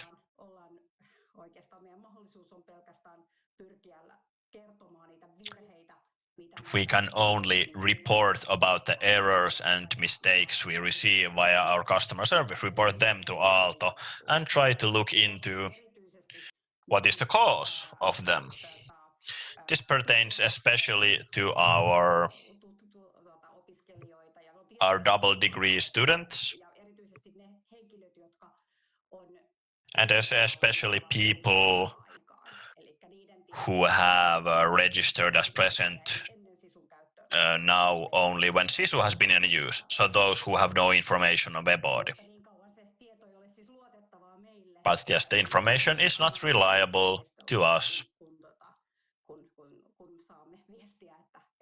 because we constantly receive information that the information is incorrect. And as was said, this is a very visible problem at the office. You have to deal with it every day. Thank you, Monika. Follow-up question, Pollari. Thank you. Of course, I am not blaming AYYE for this. I understand that you're just here along for the ride, so to speak. But when we talk about this actual item on the agenda, if we just decide to now give the money or decide to look into the matter more, I think that neither of these decisions cannot be made or implemented if we don't have a member register with accurate information. Thank you. And Filman. I was just about to say the same as Pollari, that the member register is a completely separate issue from this item, because the member register needs to get working anyway. And just a small additional comment is that some of the information already is conveyed to Frank and other parties. So if we see that there are these erroneous information from few persons, we can look into them. And I think this is a completely separate issue from looking into this subsistence allowance issue in more detail. Jaatinen.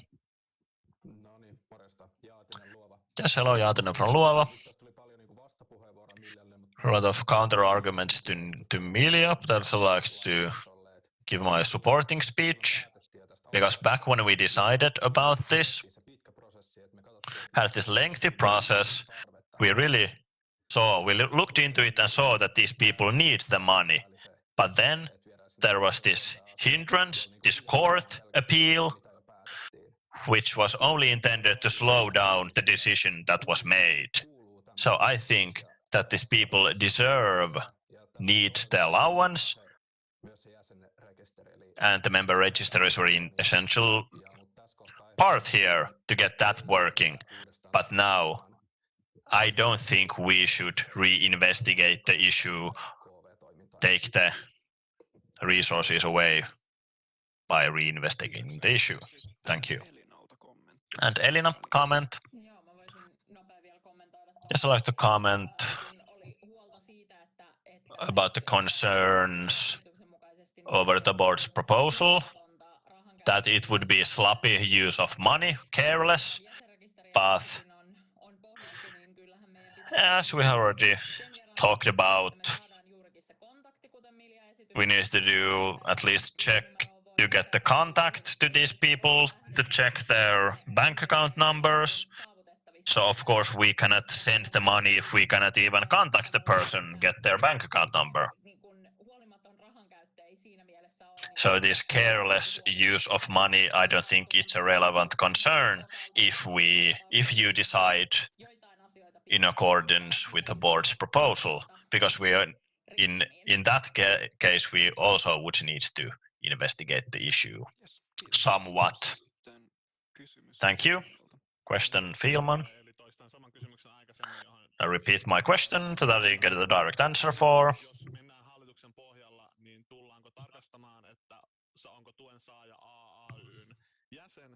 Will we check that is the person a member of AYYE and registered as present if we reinvestigate the issue?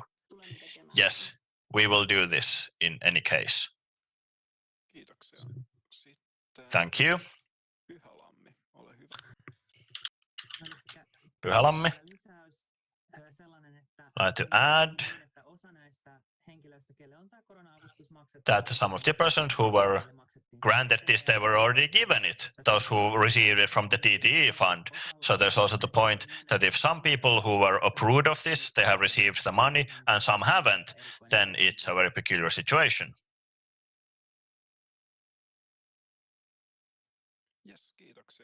Yes, thank you. So,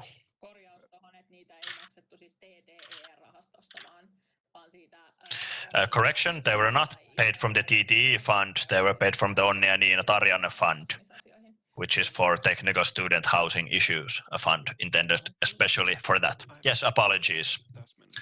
Thank you for the clarification. Any other request from floor for this item?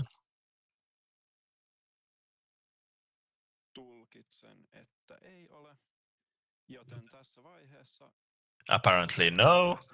So I'm closing discussion and we'll move on to make the decision. Here we have two proposals. Let me check. Are there any other proposals submitted? No. Yes. So we have two proposals, one from board and one from Sunnari. So we will vote these two against each other. So, as usual, the board's proposal is yes and Sunnari's proposal is no. And here you can see them in Finnish and English. And as before, we will use Zoom's raise hands function. So first, I will ask for yes votes, after which the vote counters count them and inform us when they have counted. Then ask everyone to lower their hands. Then ask people who want to vote for no to raise their hands. And then also for empty votes.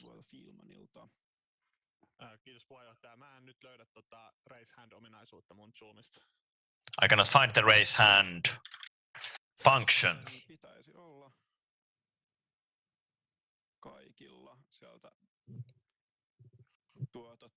You should see it either in the lower bar of Zoom or yes, you can find it, yes, next to share screen, yes, the bottom bar. Can everyone find the button, the function? That is, shall we have a roll call first to see how many people we have? Yes. If there are no other requests for floor, we will have a roll call to make sure how many members we have present. And now the vote counters can already mentally prepare to count the votes. But first, we will have the roll call. So yes, let's just check that we have the right number here. Hanska. Anttila. Paikalla. Heinilä. Paikalla. Taira. Paikalla. Haavanlammi. Paikalla. Solianto. Paikalla. Jaatinen. Paikalla. Luoma. Paikalla. Alansalmi. Paikalla. Järvinen. Paikalla. Ollari. Paikalla. Luukkanen. Paikalla. Fiilman. Paikalla. Huhtinen. Paikalla. Konttas. Paikalla. Ganu. Yeah. Excellent. Häikiö. Paikalla. Krekov. Paikalla. Kuikuri. Paikalla. Ansamaa. Ansamaa. Anteeksi, teknisiä ongelmia paikalla. Loistavaa. Kouvo. Paikalla. Saari. Paikalla. Turppa. Paikalla. Sunnari. Paikalla. Ylinen. Paikalla. Riikonen. Paikalla. Pitseen. Paikalla. Sireen. Paikalla. Ripatti. Morjesta Elina. No terve. Sitten Miettinen. Moikka moi. Peppa. Pohjonen. Paikalla. Ja Pyhälammi. Paikalla. Hyvä. Eli 32 on paikalla. Loistavaa. 32 edustajaa. Yes. So 32 members in total. Request the floor from Fielman. Once more, I will ensure that this board's template includes the fact that if we were decide to pay, we will only pay AYY members and present and accounted for in AYY.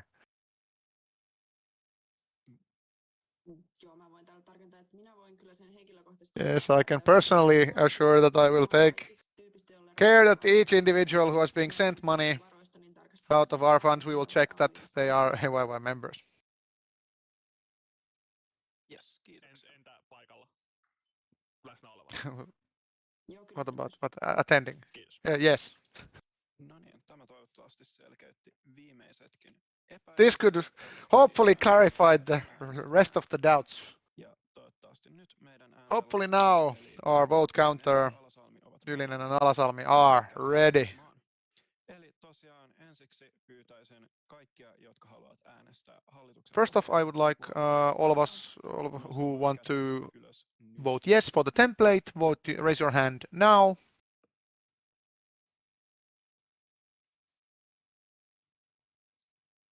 Ja tosiaan laittakaa ääntenlaskijat vaikka chattiin siinä vaiheessa. And vote counters, you can inform us once you are done with the count.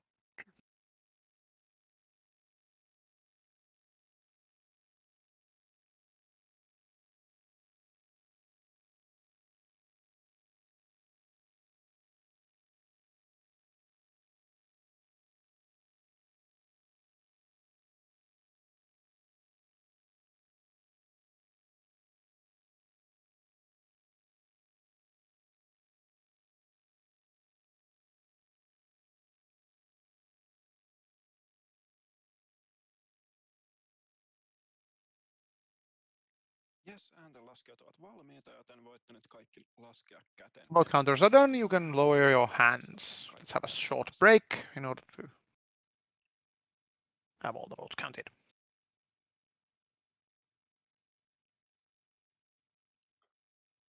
Mulla näkyy täällä vielä I am showing Ansama and Saari are still kädet ylhäällä. raising their hands. Ja Saadella vielä näkyy. Saari still has their hand up. Ylhäällä. Eli pyytäisin laskemaan sen.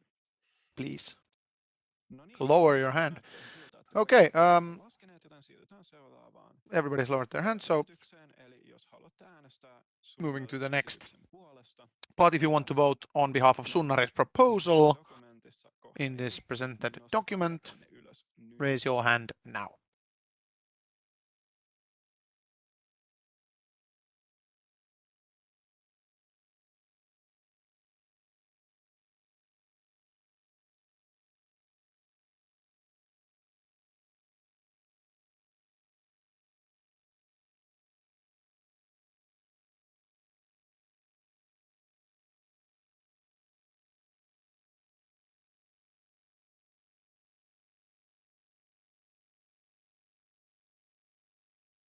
Mahtavaa ja äänet on Wonderful. tasaisesti, joten voitte oman kätenne laskea. So you may lower your hand. Tähän väliin. All the votes have been counted. Short respite.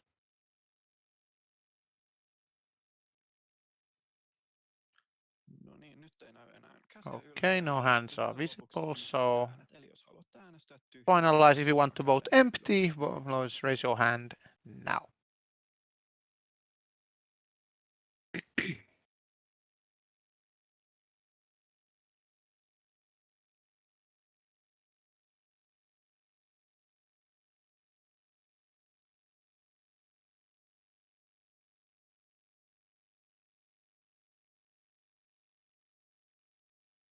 Kiitoksia, kaikki äänet on laskettu. Thank Voitte you. nostaa All the votes have kätenne been counted. ja You may lower sitten your siirrytään hands moving on to tuloksiin. results. Haluaisiko Ylinen ilmoittaa? Would Ylinen like to present the votes?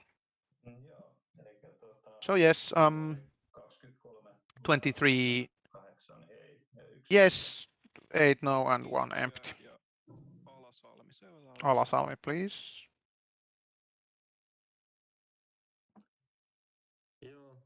Yes, vote count 23 yes, 8 no, and 1 empty vote. Eli ääntenlaskijat Awesome, so ovat äänet. the vote counters have reached the same decision and we have Jäsentä paikalla ja 32 the laskettua 32 votes out of the 32 members, so we can say we have a result. With 23, we approve yes, aka the boards. Also the proposal being the board's template that the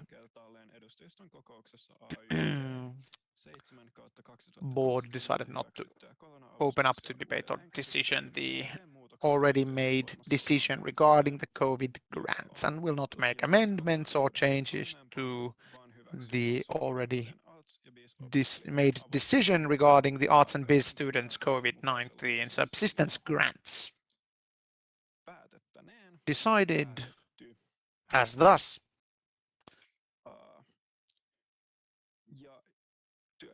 Then also request from Fielman. A dissenting opinion. Okay, so I leave a dissenting opinion. I will send a dissenting opinion. As you know, dissenting opinion sent through the email list. They're actually not close the floor, but we'll actually have Milja comment. Thank you, Chairperson. Thank you on behalf of the board, and I will take care that we will be informing everyone on the process. As mentioned, with the financial team, we have already made work that none of these grants have been sent, as long as we are not very extremely clear on the process itself. As soon as we get more information, we will be moving forward with this. We will be informing the representative council via email. Thank you. Thank you, Milja. Now I will close item 11 and moving on to item 12, assignment of properties with Uusvajärvi presenting. Here, as in item 5, we will look at the item in a closed session, meaning that can we go to close the stream and inform on the chat once the stream has been closed.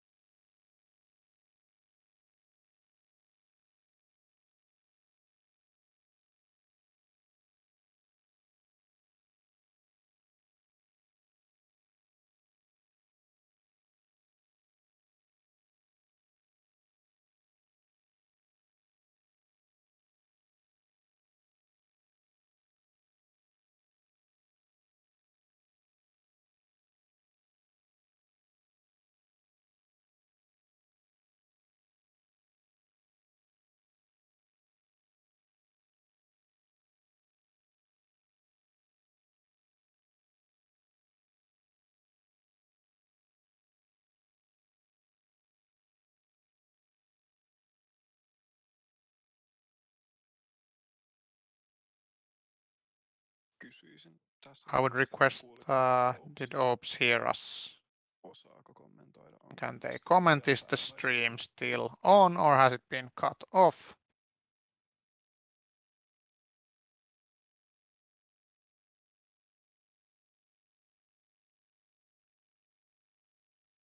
Stream still on, according to the chat. So we will wait for the stream cut, then send us in information once we've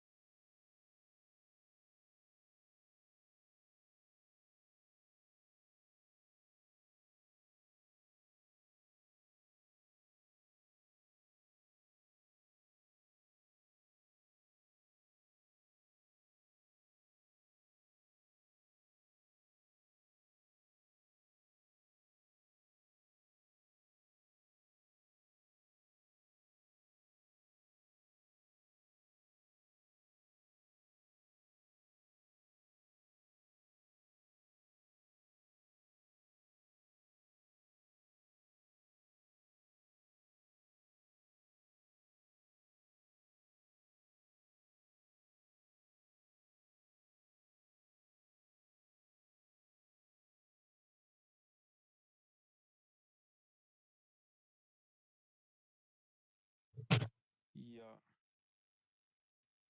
tässä vaiheessa siirrytään. And so now, Hetkinen. Pieni just a hetki. moment. Tsekki. No niin, alright. Elikkäs siirrytään takaisin kokoustauolta. So we're back from the break. Kello 20:41. It's Ja 8:41. kokouksen kohtaan 13. Moving to item 13. Yrityssuhdeneuvos Appointment of the Corporate Relations Council for the term 2021 through 2023. Hallituksesta Laura Nikola. Laura Nikola from the board will present this item. Yes, thank you, Chairperson. Toivottavasti mun ääni kuuluu hyvin. Hopefully you can hear me fine. Tarkistukset aina heti alkuun. Laitan tästä samoin teen näyttöä. I'll start sharing my screen. Päästään asian äärelle.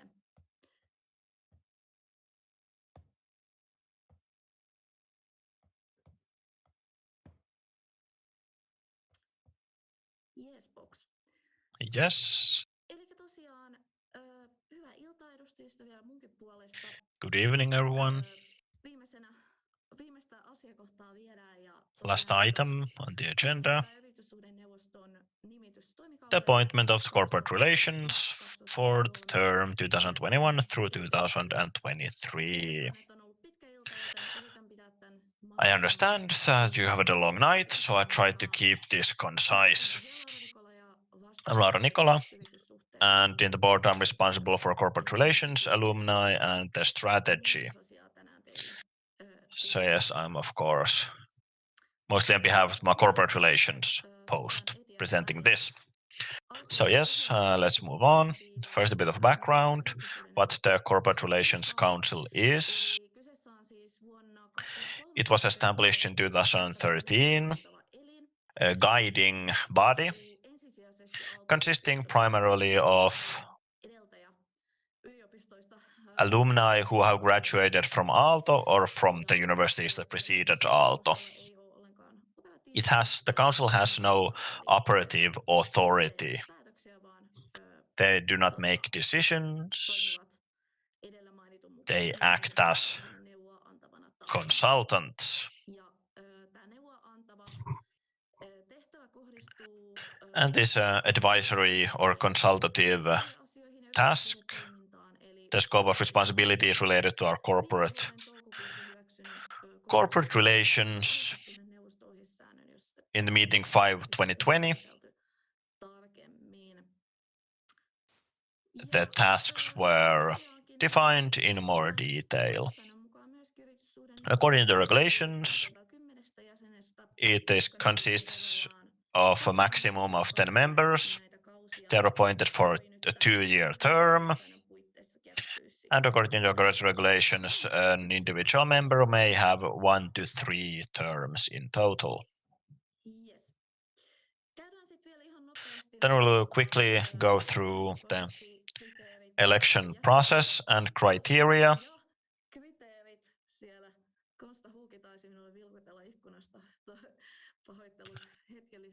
Sort of a distraction, Konsta was waving at me from the window.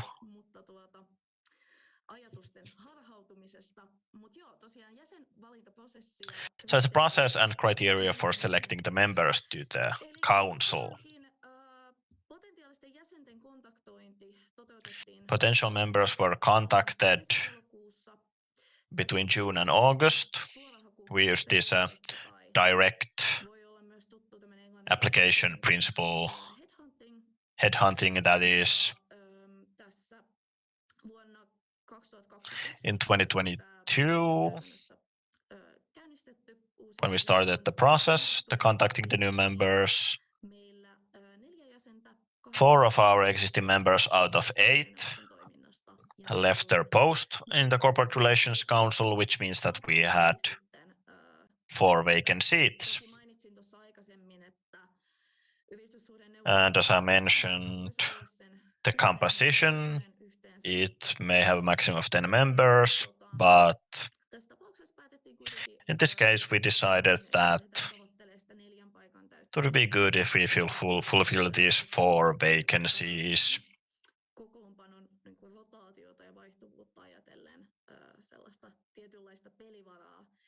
so that we have some kind of leeway when it comes to the rotation and turnover of the members of the committee. Of course, in the future we can decide in more detail what size would be best, how many members. But now I'd like to emphasize that this is a very similar process to, for example, to the honorary delegation when appointing that. Try to look kind of profiles, people who had varying expertise that complement each other. And based on that, we have a proposal about the composition of the council.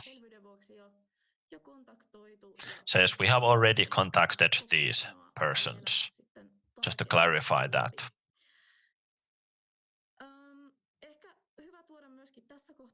I'd also like to mention that even though this process has been done very meticulously, the timetable for the process, when compared to previous years, it was more challenging. Biggest reason for this is that the member selection process has been a more kind of moved under our responsibility, us at the office. Because the last time when this was done, the situation was different. And the composition, the candidates were selected in a different way. The central office was not as involved in the process as it has been now. This has been mainly my responsibility. Of course, other people have also contributed, given comments, proposed candidates. But still we have seen that this current term cycle, which has always started on the 1st of September and ended on the 21st of August, it's kind of challenging for the office, because when we consider our vacations or holidays and our annual cycle,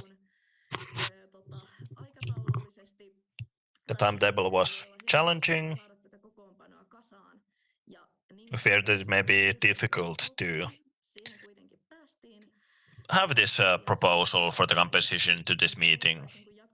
But still, we did it. But in order to ensure the quality of the process in the future,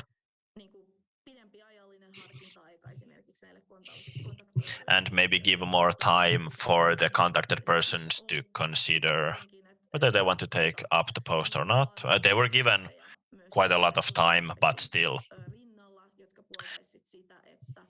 There are resource and quality related aspects that would, because of which we thought that this term, the term from 2022 to 2023, that we would extend it to the end of December 2023, not to the end of August. This really has no effect on the operations of the Corporate Relations Council. Well, they have time for one more meeting in late 2023 if they feel it's necessary, but really no other practical effects on the council's actions. This is also allowed by regulations. This is for your information that we will propose this kind of change to the term. We try to find, as I mentioned, people who would complement each other when it comes to their skills. We canvass the potential candidates and try to involve them as much as possible. I had the main responsibility in this process. but also Milja, Elina, and as the chairperson for the Corporate Relations Council, and also other people and parties gave their comments and thoughts on how to move on with the process.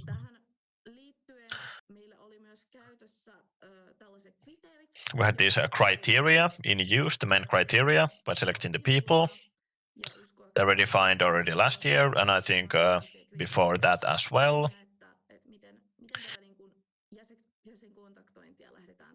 When contacting potential members, potential candidates. So the criteria were as follows: diversity in both age and gender, and also representativeness from different education backgrounds and working life backgrounds, and also from our regulations, from the guidelines. The only criteria mentioned in that is that the person is good if they would have a background at Aalto University. It's not essential, but the wish is that primarily the contacted persons would have a background in Aalto.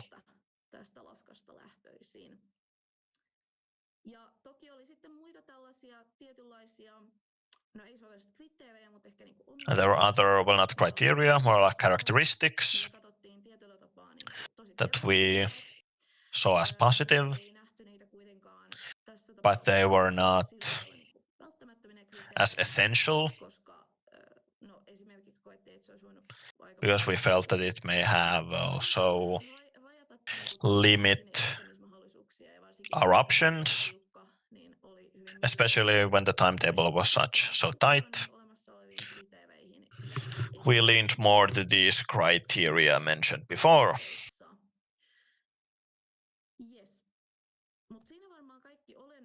I think that's it about the background. So now I will present to you the actual proposal for the composition of the council. So first, let's look at the person who have been members in previous terms and who will continue as members of the council for the next term as well. We have a chairperson, engineer Mikko Korte.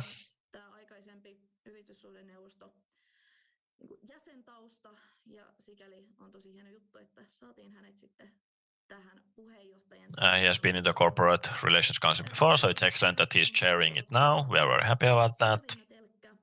Teiva Katariina Telkkä. He's a Master of Business. And also Engineer Lotta Forssell and Jarno Alhonen, Master of Engineering as well. These 4 persons are still here in the upcoming term. Then we have our new recruits. 4 of them. First Mari Puoskari.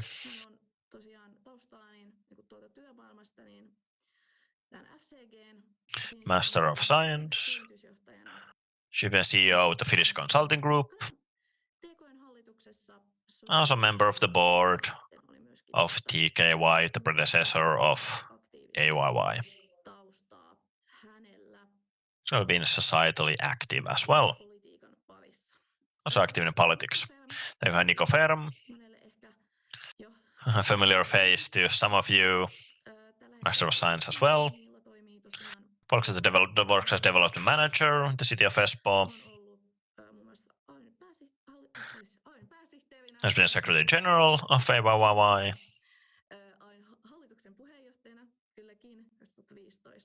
President of the board as well, and also a member of the board. So a lot of experience from AYYE and from the Aalto community.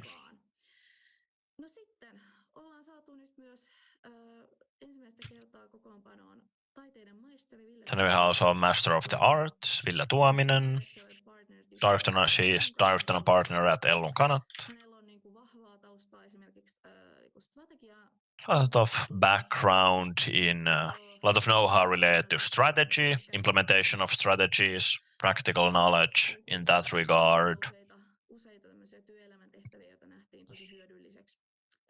And there's a lot of experience in working life that we saw as very useful, especially related to our corporate relations strategy. So I thought it would be good that we have a person who is familiar with the field and with the strategy. And last but not least, we have Master of Business, Joonas Turunen, the Director of Primary Healthcare in Mehiläinen.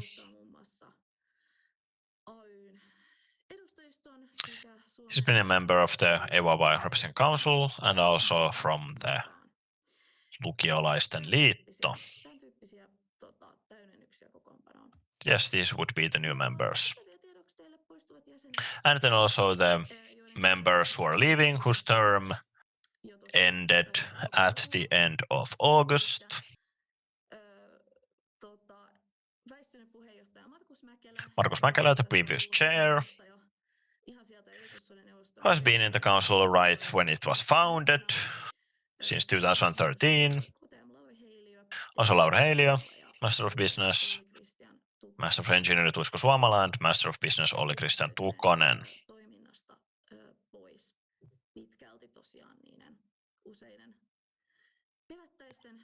And yes, they have left the council because of various reasons.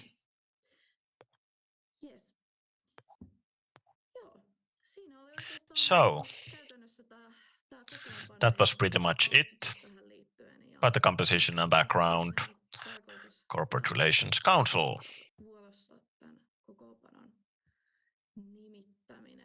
It's actually the actual appointment. But yes, but if any questions, please feel free, I'm happy to answer. Before we go into discussions, you probably noticed that the discrepancy in the items on the agenda regarding the dates and the dates in the presentation. Elina may spare a few words on that. I'll show you some from the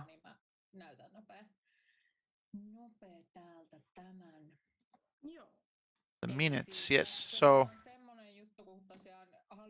there was this issue that the board looked at this item in two meetings. In the first meeting,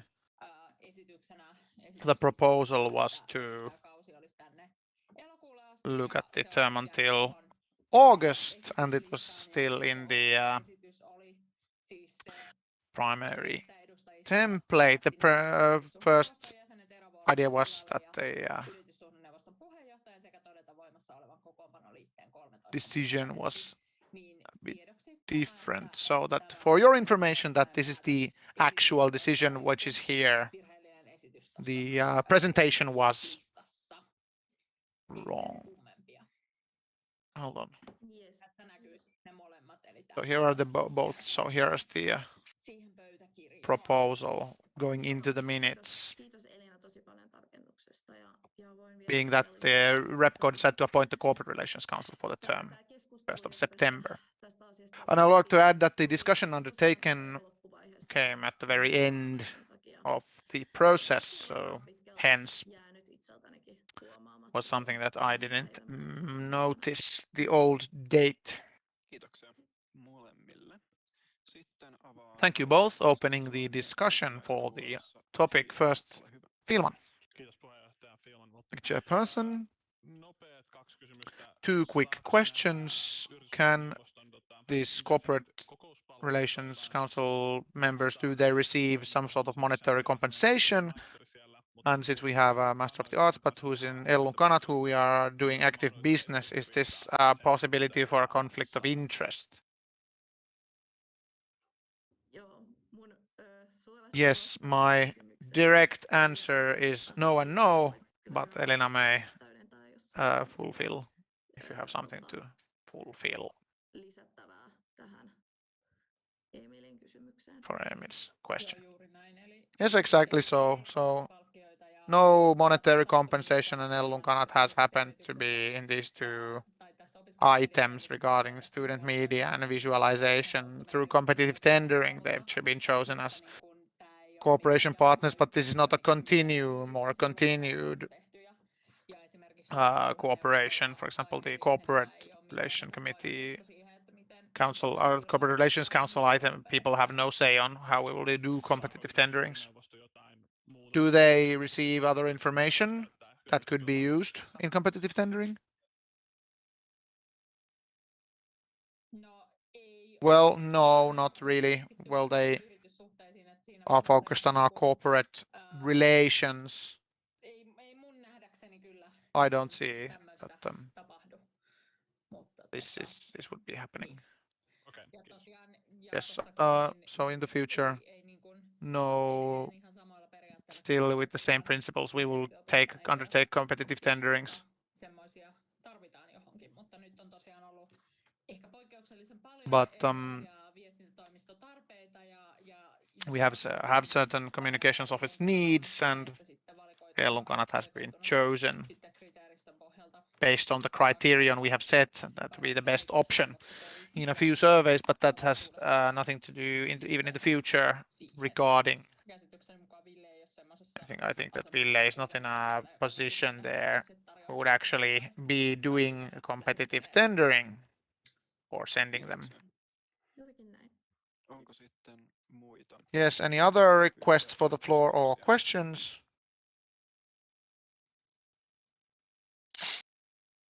Tulkitsen, että ei. I interpret that no, so closing discussions and moving to decide. Esityksenä on nyt The proposal was that the representative council decide to appoint the Corporate Relations Council for the term suhdeneuvoston jäsenet elovuotoisten tilalle. in accordance with the appendix, also the chairperson chairperson, and confirm the composition as per to the appendix decided.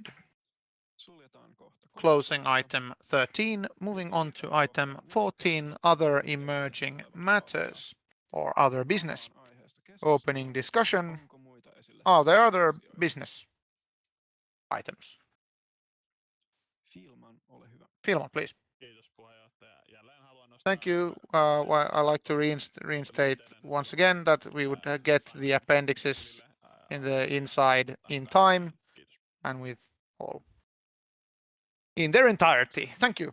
Tähän kiinnitetään jatkossa We will take tarkemmin huomiota. special note Sitten Sunnari, ole hyvä. to that. Sunnari. Joo, Sunnari Kylterirengas. Sunnari Kylterirengas, I would like to wish syntymäpäivää. Thomas Ansamaa a happy birthday.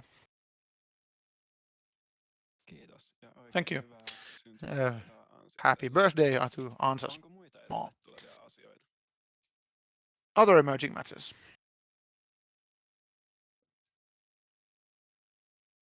Toteaisin, että ei ole. State that no, Joten so we may suljen aiheesta keskustelun ja close suljetaan the kohta discussions 14. and close item 14 and move on to item 15, closing of the meeting. Closing the meeting kellonajassa at 21:04, 9:04 p.m. Thank you to all participants of the meeting. We had a 4-hour meeting, which was of course long. Hopefully we'll see you in the next meeting live. Thank you on our part as well. hyvä.